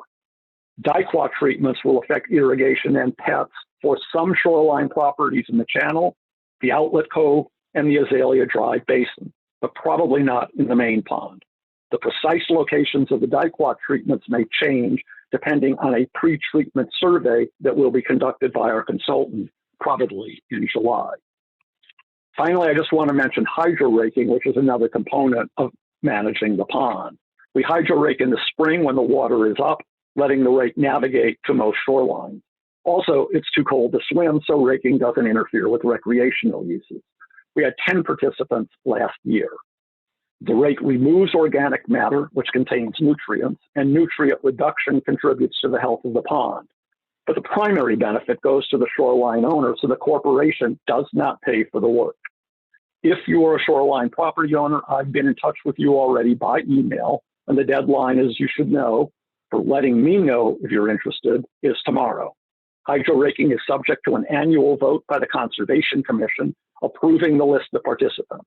It is now tentatively slated to start in early June. That's a little earlier than we started last year, but a bit later than in prior years. The timing is affected by that work on the dam, which requires low water. We don't expect the work to be done and the water level to be fully restored until well into May, and the hydro rake needs high water in order to get in and out of shallow areas. We have plenty of opportunities for volunteers to lend a hand. The FPC is only as active and effective as the volunteers who step up. This year, we'll need some help at the dam carrying buckets of stone and concrete and whatever else Scott wants to delegate.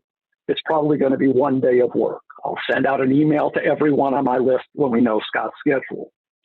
If you're in a position to volunteer with water quality observations, please make sure we have your name and email address. A successful algae treatment depends on timing, seeing if the pond is getting murky and dispatching water samples to the lab for examination before a bloom gets out of hand. We rely on volunteers to canoe or kayak to 3 or 4 specific locations every week and sometimes a little more frequently as the weather warms. So let me know if you can help and I'll pass your contact information on to the team. If you live on the pond and observe fanwort anywhere, let me know.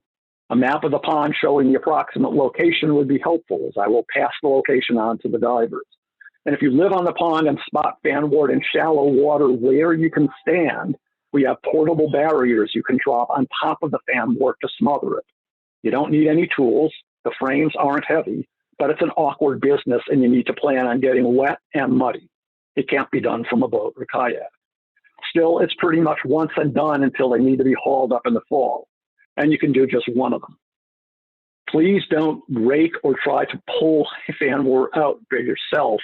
You're much more likely not only to leave roots behind, but to fragment the fanwort, and each one of those tiny fragments can wander off and plant itself as a new colony. I've talked a bit about the watershed-based plan. I hope you'll take the time to read through the summary I put up on the website. At the end, there's a list and an explanation of a variety of projects that cry out for volunteer leadership. If there's something that appeals to you and you'd like to participate, please call or email me or Amy Janowski or David Edelman to discuss your idea. And if you'd like to contribute time and to administrative chores, communications, or anything else we do or think we should be doing, drop me an email. And now it's time for new business. I'm going to change the settings so that you can unmute yourself if you wish to be heard. But if there is any background noise in your setting, please stay muted. And if it doesn't vanish, I will have to remute people and allow people to unmute themselves. No, turkey in a tree. Okay. Where? Okay, so you should be able now to unmute yourself, and I'm going to stop sharing so speakers or others should be able to come up. If you have trouble unmuting yourself, let me know. So the floor is open. Are we on to the nature report yet? Whatever you wish. Okay, so a few weeks ago, I was out in a hot tub in the morning, as I often do, and there was still a fairly substantial ice sheet over here on the channel, but a little bit of a gap along the eastern shore, because that's usually the first part to melt, and a fox came across the pond from the Foster's Pond roadside and walked over to the edge of the ice and then sort of looked at it and said, maybe not, and sort of headed down to the north. Then I lost sight of it in the trees. But that was pretty cool. Had a couple of fox sightings actually. And a couple of days ago, Trish was out for a run and saw wild turkeys perched in a tree. So that's our nature report. And her pictures are posted on Facebook. I was like, you have an owl? Where's the owl? He says, oh, it's not here right now. I was like, That's all I got. Well, as I said, the floor is open. So if there are other people, please please speak up. But I will ask anybody who is not planning to speak or is not speaking, please mute yourself because there is some background noise.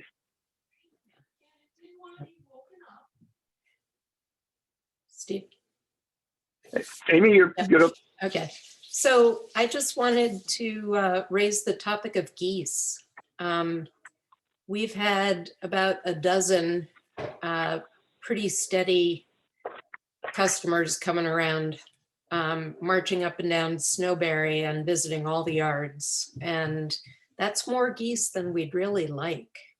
So one of my neighbors on Snowberry reached out to the town's, what do they call it? Animal warden, animal control officer. And sort of asked for help and was referred then to Mass Wildlife, because apparently Mass Wildlife has people who are authorized to riddle the eggs, spin them a bit so that they don't all hatch. And we haven't found specific nests that would let us pull them in to get that help. But I don't know if other people around the pond are seeing this much of an increase, but 6 mated pairs are going to each have maybe 8 to 12 offspring each, and it's getting a little much.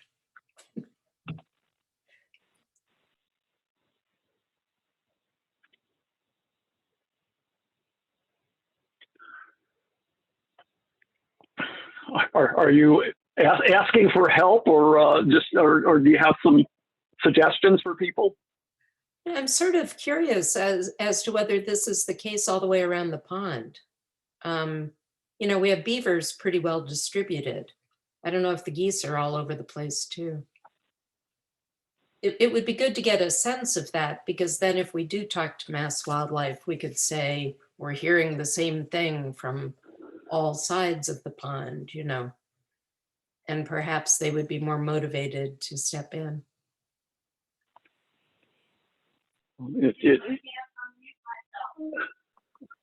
Okay, I'm seeing that people are having difficulty unmuting themselves, and I am trying to remedy that, but it is. I think what I'm going to do is allow you to unmute by just going through, and Marty, you can help me here, go through and individually unmute, sending you an unmute message if you are trying to do that. And if you don't want to unmute, just, and you don't want to be heard, just don't, just click the right button there. But I'm just going to try to make sure that people are allowed to unmute themselves, but we're not trying to. So I have a couple comments while you're doing all that, Steve. It's Becky. Amy, the good news is we have a lot of snapping turtles, and they really do help eliminate the geese.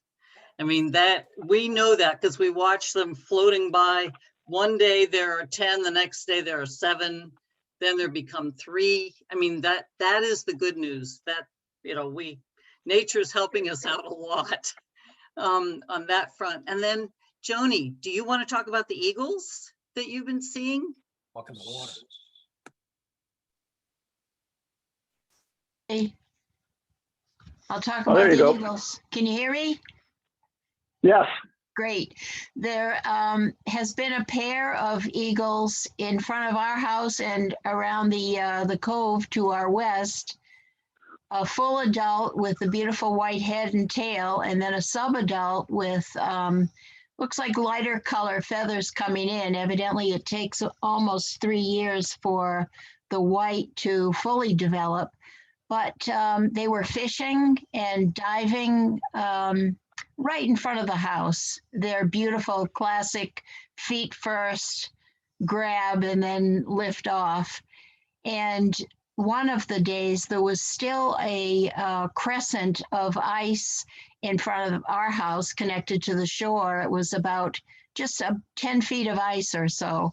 But there was something on the ice. It turned out to be just a little pile of leaf debris, but the eagle was swooping down and trying to grab at it. And it swooped down 3 or 4 times. And really, Steve and I were at the kitchen window watching. Instead of eating our dinner, it was more fun to watch the eagles. And they were active in our cove for almost an hour. And then one of them flew over and landed on a branch over our neighbor's house, and the branch broke. So it clattered down onto their roof, I suppose, and then the eagle flew off. And we haven't seen them as often as we had been, but related to the geese, Amy, there's a pair of swans nesting over here in one of our little floating islands. And the swan, the male, has been keeping all of the geese away. So we don't see as many geese as we usually do this time of year, including the pair that were nesting on that island. The swans have bossed them out. So the geese that are normally in our area are probably in your area. Well, maybe we can get an artificial swan to put in the yard and Good. just send them back your way. Yeah. Well, the swans are beautiful. You know, they're serene, arched neck, and they just look like peaceful beings. But the male in particular can be very, very aggressive and has kept the geese far away. Yeah, so We had I, one of the swans down our way, yeah, dunking Dave and I have in. been seeing them a lot. I have a picture of a swan that we could make a big mural of, you know, that could put, you know, just, it's a very friendly one. But it could work, and that's a good suggestion. Lisa, you've been trying to get a word in edgewise. Why don't you go? Oh, no, it's okay. I just, we definitely saw, so we have, we're at 29 Glenwood, so we have a very high, we have a lot higher property than many of you do. And I think the geese were on our lawn so much earlier this year than they were last year. And we put up geese fencing, and that sort of helps a little bit, but we have seen the swan, at least one of them. I haven't seen both of them out there at the same time, running after the geese, but we have seen it quite a lot lately. My kids find it absolutely fascinating to watch. But Dave, we watched the red fox trot down your driveway this morning, or this afternoon. Oh, cool. Missed that. Yeah, but and we've seen the adult bald eagle soar over our house. I think possibly checking out our chickens, but also maybe just trying to head to Doug for some more fishing. But it was actually quite low to our house when I was pulling in my driveway. So luckily it can't get into my chickens, but it probably wants to. They better not. I know. Mess up your supply, Dave. You better believe it. So I've also heard I haven't had a sighting, but I've heard the pileated woodpeckers up in the Oh, I've tree seen them. out near the end of the driveway a couple mornings. Yep. So I've they're seen back. them a few times. They are back, no doubt.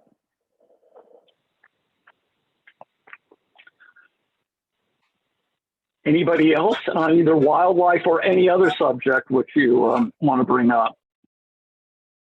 And if you're having trouble, we have gotten through trying to unmute people. If you're having trouble, if you will raise your hand, that puts you at the top, and we can get more easily identify you as somebody who wants to get unmuted.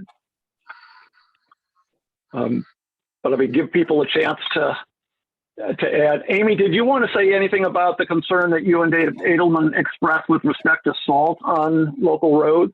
Yeah, I should probably mention that. Again, it may have been a little bit different at various points, but both Dave Edelman and I had remarked to each other in passing that the salt was really heavily applied this year.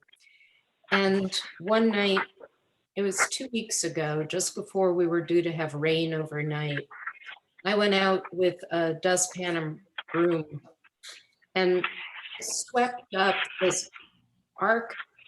I don't know why I'm ricocheting, but anyway, there was an arc of salt.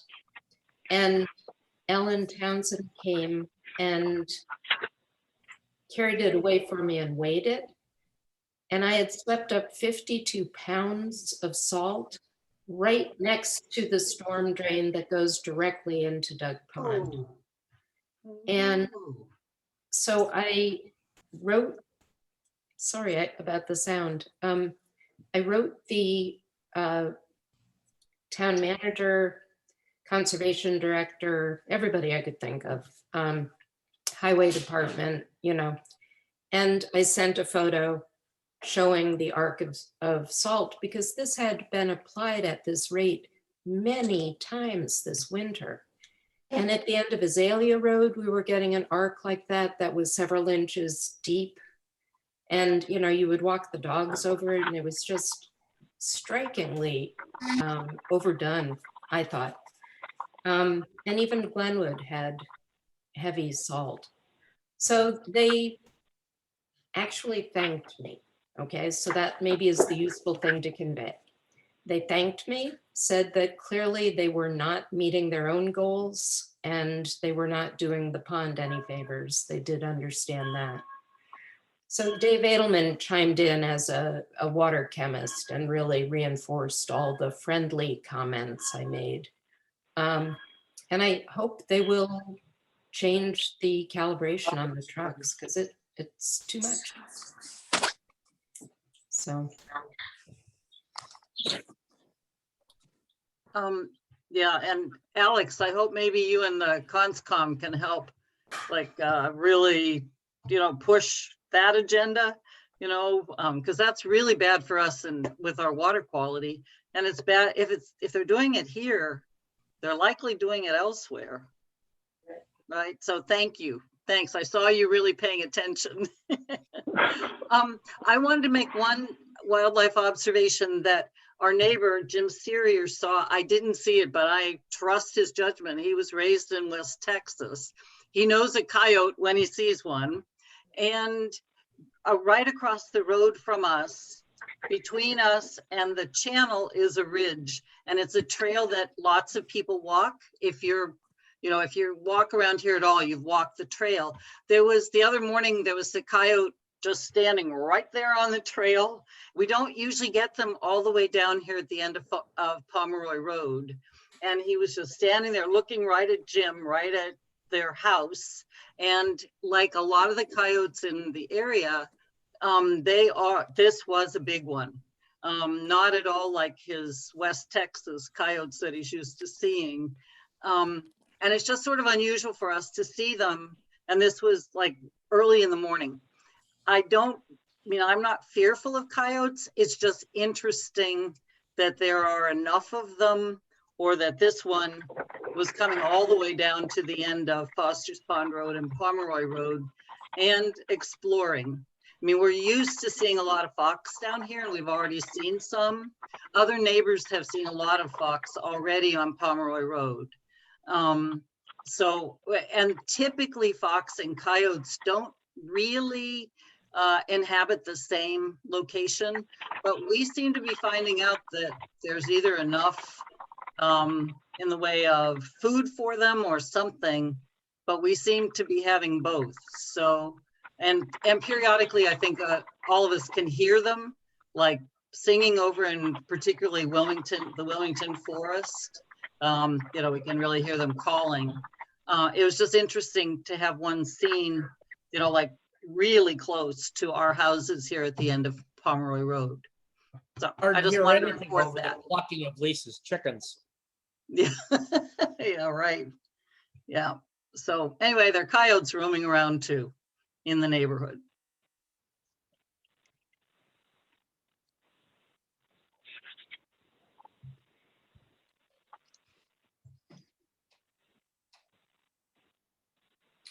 Steve, Lisa Perkins has raised her hand. Oh, are you?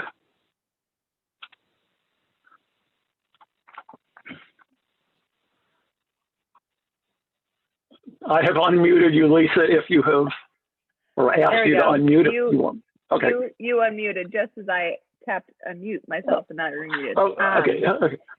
Dave, have you seen the coyote over here? Because I haven't seen it this year yet.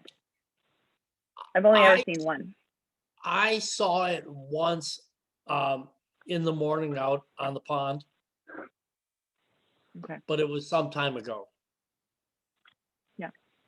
And it was headed your way. Checking out the chickens. Everything wants to eat chicken. It's fine. Yeah, I actually, now that I remember it, it came across the ice and it was headed toward near the area of your dock. And then it was out of my field of view, so I couldn't tell what it did. Yeah. But it was probably, between 6 and 7 in the morning. Yeah. Well, I will say for everybody that I am going to actually we're going to put a camera out in our chicken run to see what all comes to visit. So next year I might have some more interesting reports and maybe some stills. Well, a few years ago, I think it was Dave Dargy did a program for us on, night views of wildlife. So you can give us the chicken cam for another a meeting sometime in the future.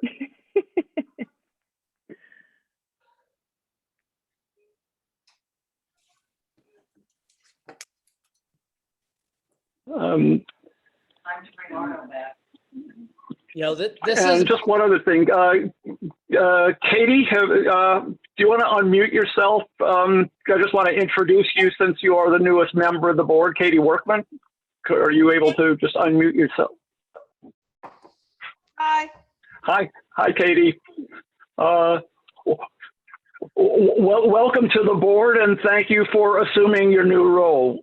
Appreciate it and looking forward to working with you on the board. Thank you. Same here. Same here. You can give an acceptance speech if you wish, but I have nothing prepared at the moment. I have nothing prepared. I mean, we've lived here for 9 years, and I'm excited to help if I can in any way. So I hope. since you've just won, we want to know what designer you're wearing. Target. Thank you. Okay, well, thank you very much, Katie, and welcome aboard the board. Okay, well, we are now in a position to move on to the next item in our show, which is Arno's next chapter. So, Arno, if you are prepared, we'll go back to you. Yeah, I am. Am I unmuted? Hold on.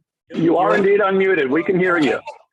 Okay. What I'd like to do, and I appreciate having the opportunity to, this is sort of like a way you could call it kind of a closing way of trying to pull the whole thing together and answer your question about the cleft palate. Also to answer the question of teaching, and to answer the question of, all right, so it's 50 years, now what in terms of photography? So what I've done is I've put together about 2 minutes that I had before that I'd love to share about the teaching, and another 2 minutes about the recent work. And the reason to do that also is that it flows directly into the piece that you're going to hear about the cleft palate. And Sandy mentioned to me that, what is it about? And it's sort of like dawned on me that, there's such a thing as a cleft palate, but there's also the lip. And I see them as the same. I see them as, and you see the smile train images in Facebook, and we are supporters of Smile Train in a big way through other channels. But the life that a kid has after the cleft palate is probably with them all their life. And but for me, it was the visible part that my mother had such a difficult time with. I mentioned that she lost. They lost all that land, but she also lost her license to be a nurse when we came to America. So the American dream didn't really, pan out, and somehow she couldn't get across to herself that to have a kid with a cleft palate and look the way I looked fitted quite correctly for her. That gets addressed in the little backstory that I first show, after which I go into an 8-minute demo, which was made for the Finnish Film Foundation. It was sponsored and supported by them. The cinematographer, his name is Kimmo Koskela. He just had a musical that he made accepted by the New York International Film Festival, as well as the Moscow International Film Festival. And he and I both are kind of like the Coen brothers trying to make this film. And it's called The Rain House at the moment, but it has a chance to change. It's in rewrite. It's in rewrite from the time of the demo because I've become a better, I think I've become a better screenwriter. I've learned so much. And the film has gotten more intense. And its moment is now. And so I really want to share that demo. But when you look at the demo, what you're looking for is not the story. Yeah, you need to know that the woman who plays my mother has lost her license. You need to know that the cavalry soldier has killed somebody, and he needs forgiveness from God for that. And also that the appearance is what is the problem here. What else? Yeah, so the demo is not a trailer. It doesn't. A trailer is made after a film has been made, but a demo is really for the producers, to get producers on board, to get investors on board, for people to see, oh, this is the kind of film it's going to be. This is what we're going to see in this film. And it's shot in Finland, and we did it exclusively in Finland, although the film takes place primarily in Brooklyn, because we were trying to raise funds and funding from the Finnish American community in America. And so they understand the Finnish mentality and culture, and maybe some of that also comes across here. But also in this, I'm starting with 3 or 4 photographs that are silhouettes primarily. And the only reason to do that is so that I can hear that everyone, that the technology is working, because it segues right from that into a dialogue. I'm reading, and you're seeing images, and from that it goes directly into the demo, and then I'm done. So I'd say it's 2 minutes on the teaching, which goes really fast. About the teaching, just to say, the way to look at it really fast is it's about what I felt when I took the job at UMass Lowell. I wanted to bring internationalism to the department.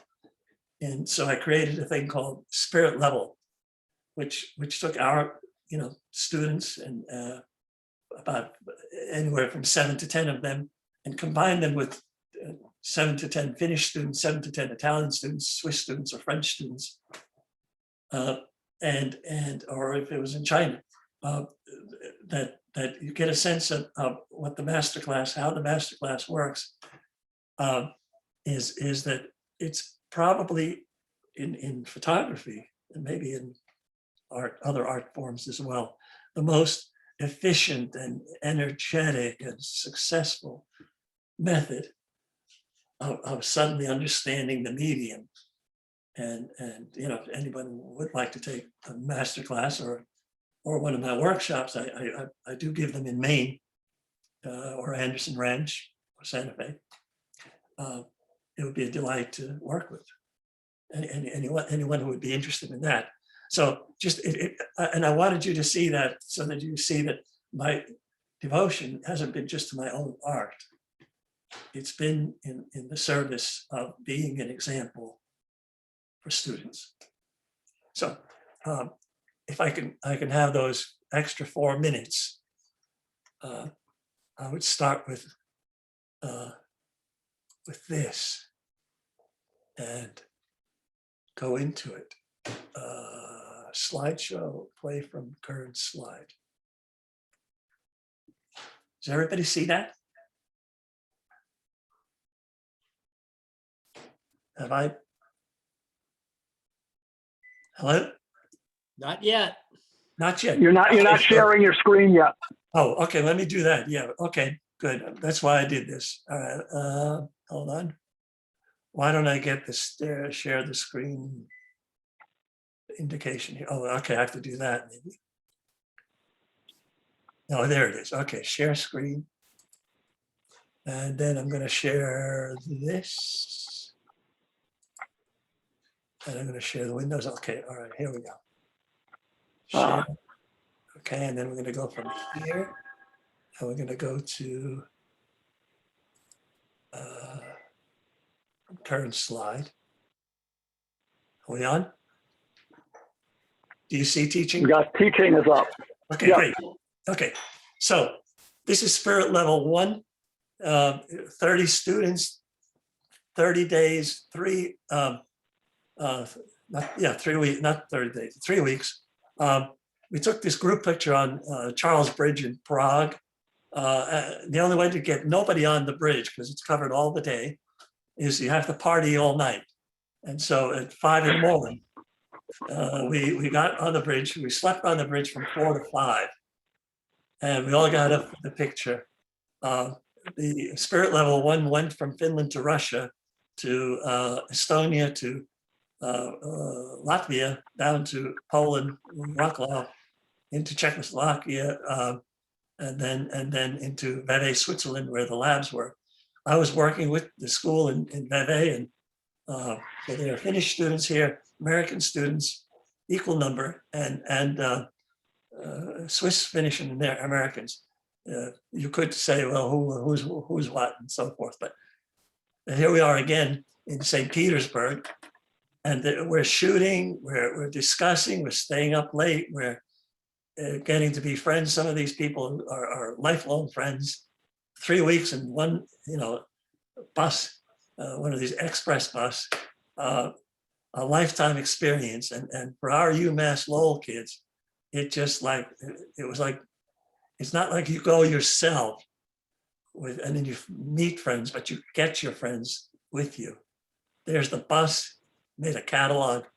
Then we made a big exhibition of all the work afterwards in each location. The second one was in Siena. Here you can see the activity and what's going on. It's a really great way of educating and getting people excited.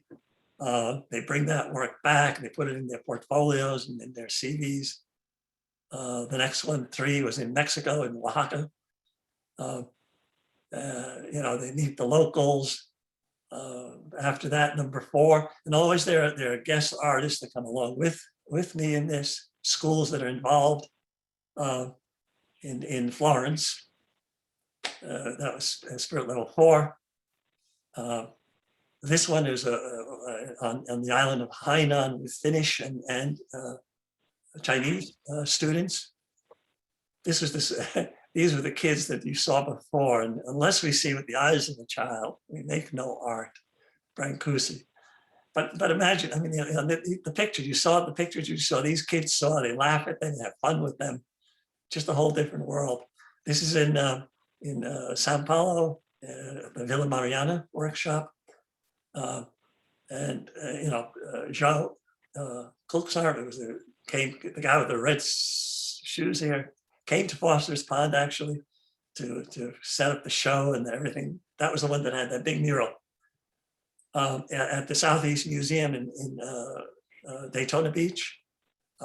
Just taking students into the exhibition as well, so that the teaching and the learning happens. And this one was one of the amazing ones, just recently in Frankfurt.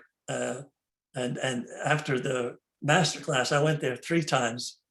I flew there in January, and there was one in March. There was one in online, and then back in May we had an exhibition. They gave us a part of the Museum of Modern Art in Frankfurt to show this exhibit. The public came, and it was really terrific. And then in spirit level 5, we actually invited the students from Norway and from France. These are different schools I was with, working and teaching, and always off semester, to come visit Sally Mann at her farm, at her, not the farm, but where they are in Lexington. They had a chance to see where the pictures were made, and we had seminars there. I took my Mini Cooper as the car I drove, so I could have individual conversations with each of the students. You know, half hours. We drove from UMass Lowell to Rochester, the Eastman House, and then down from there to Virginia, back into New York. Went to see Sally's show in Manhattan, and then back to RISD and back to Lowell. Rented 3 Enterprise vans to do it. And here you got 2 French, 2 Norwegian, and 2 Americans. And that was to me like this was the success picture of that teaching. Latest work, a few of these things, is I've been working with Silhouette. This is in Moscow, in Malta, not Malta, but in Matera, out in the Adriatic, off Croatia, Zagreb, Foster's Pond, when the tree came down. In Manhattan, just before the pandemic, after the opening in New York, it's almost like a crazy world. It's locked into this tower. Foster's Pond, very recent, this year. So now it goes into what I'm signing off. Thank you very much, and hopefully the technology now takes over. Well, there are a few more. Mesa Arch, Dubrovnik, and Adriatic.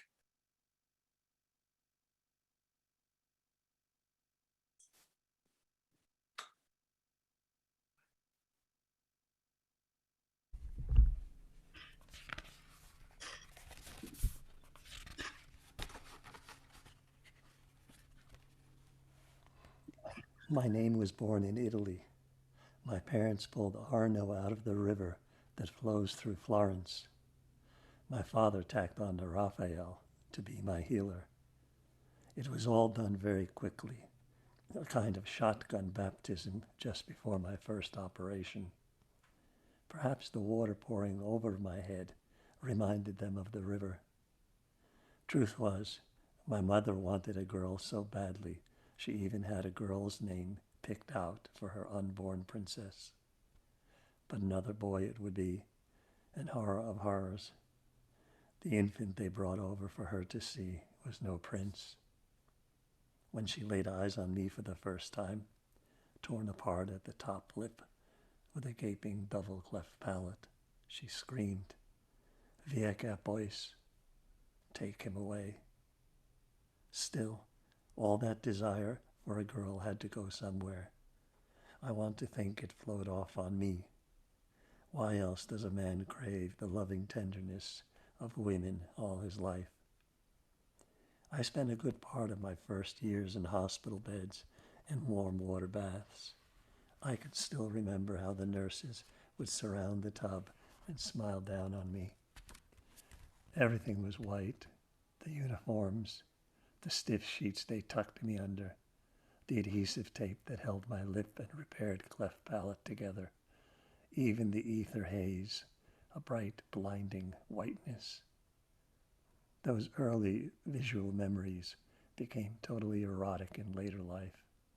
I remember as a 9-year-old fantasizing about being in the care of beautiful nurses in starched white uniforms, scolded and spanked by them as much as showered with warmth and affection.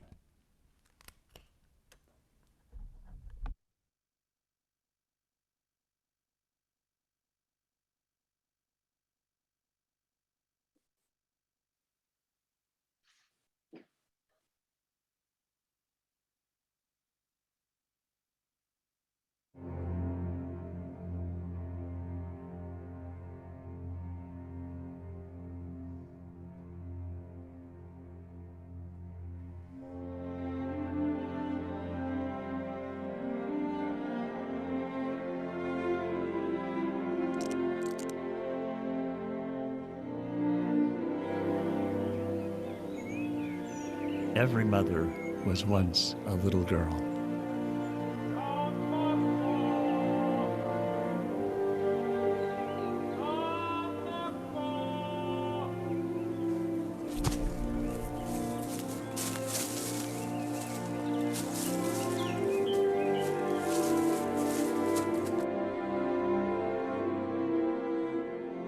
One day you will have a daughter, just as beautiful as you are.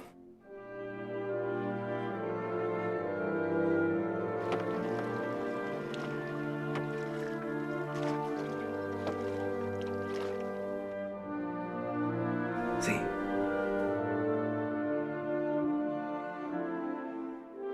What did I tell you? Let me see. In a time of sun-filled parlors, samovars, and czars, she was quite the little girl, a princess daughter who captured her father's heart. Done. Years later, destiny found her at the bedside of a God-fearing, visionary wanderer.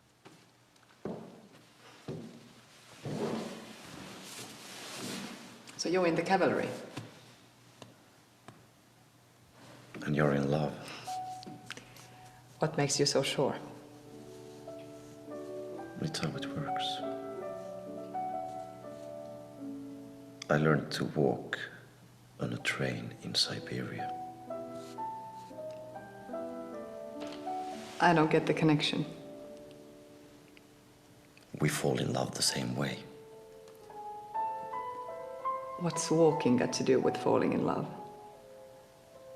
It just happens. We get up and decide we can do it. And trains? Once it starts, there's nothing stopping it. It doesn't matter where you are. On a train, in a hospital. You are pretty sure of yourself. You have to be in this war. How's that? Depending on how you see things, the left leg of Finland is coming off. Well, I'm heading off tomorrow for a few days vacation. Lucky you. But I can wait.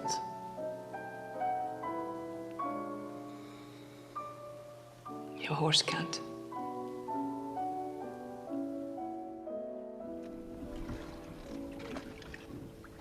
If you think about them, you'll have your scars all your life. But you don't have to go chasing after girls. God has a better plan for you.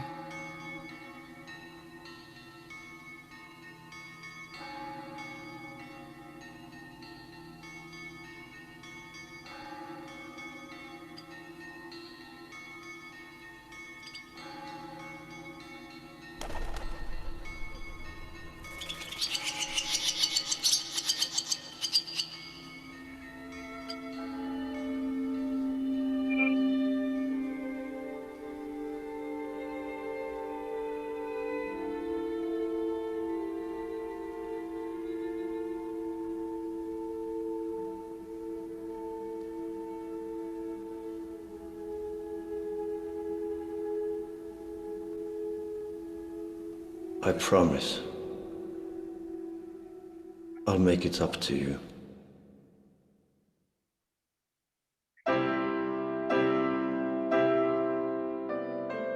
But the father's dream for the boy could not compete with dreams already underway, any more than the boy's mother could abandon her beloved career and the uniform and pin that meant nothing in America.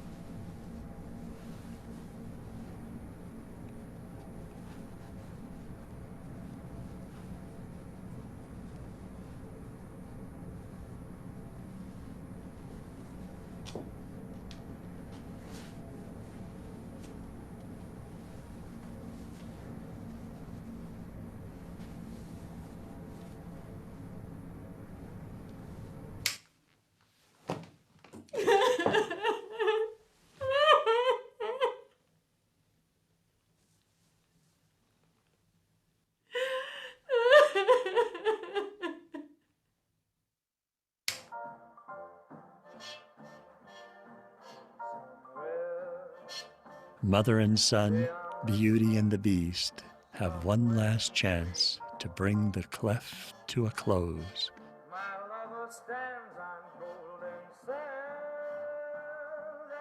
We can't change the way we look, but we can change the way we are seen.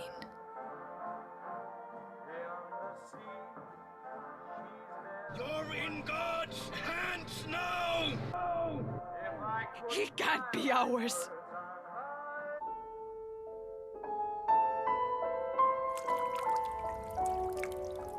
How vast is the ocean between love and forgiveness. We come to the place where the child inside us was born and still lives.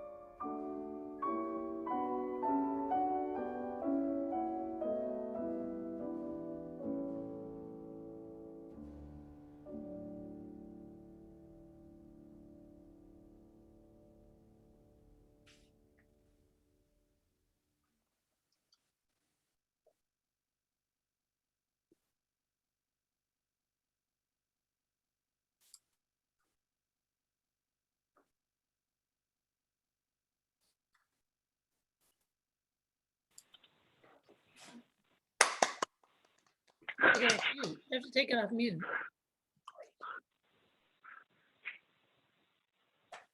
Well, that certainly is moving. I have a couple of messages up here basically saying, thank you, Arno.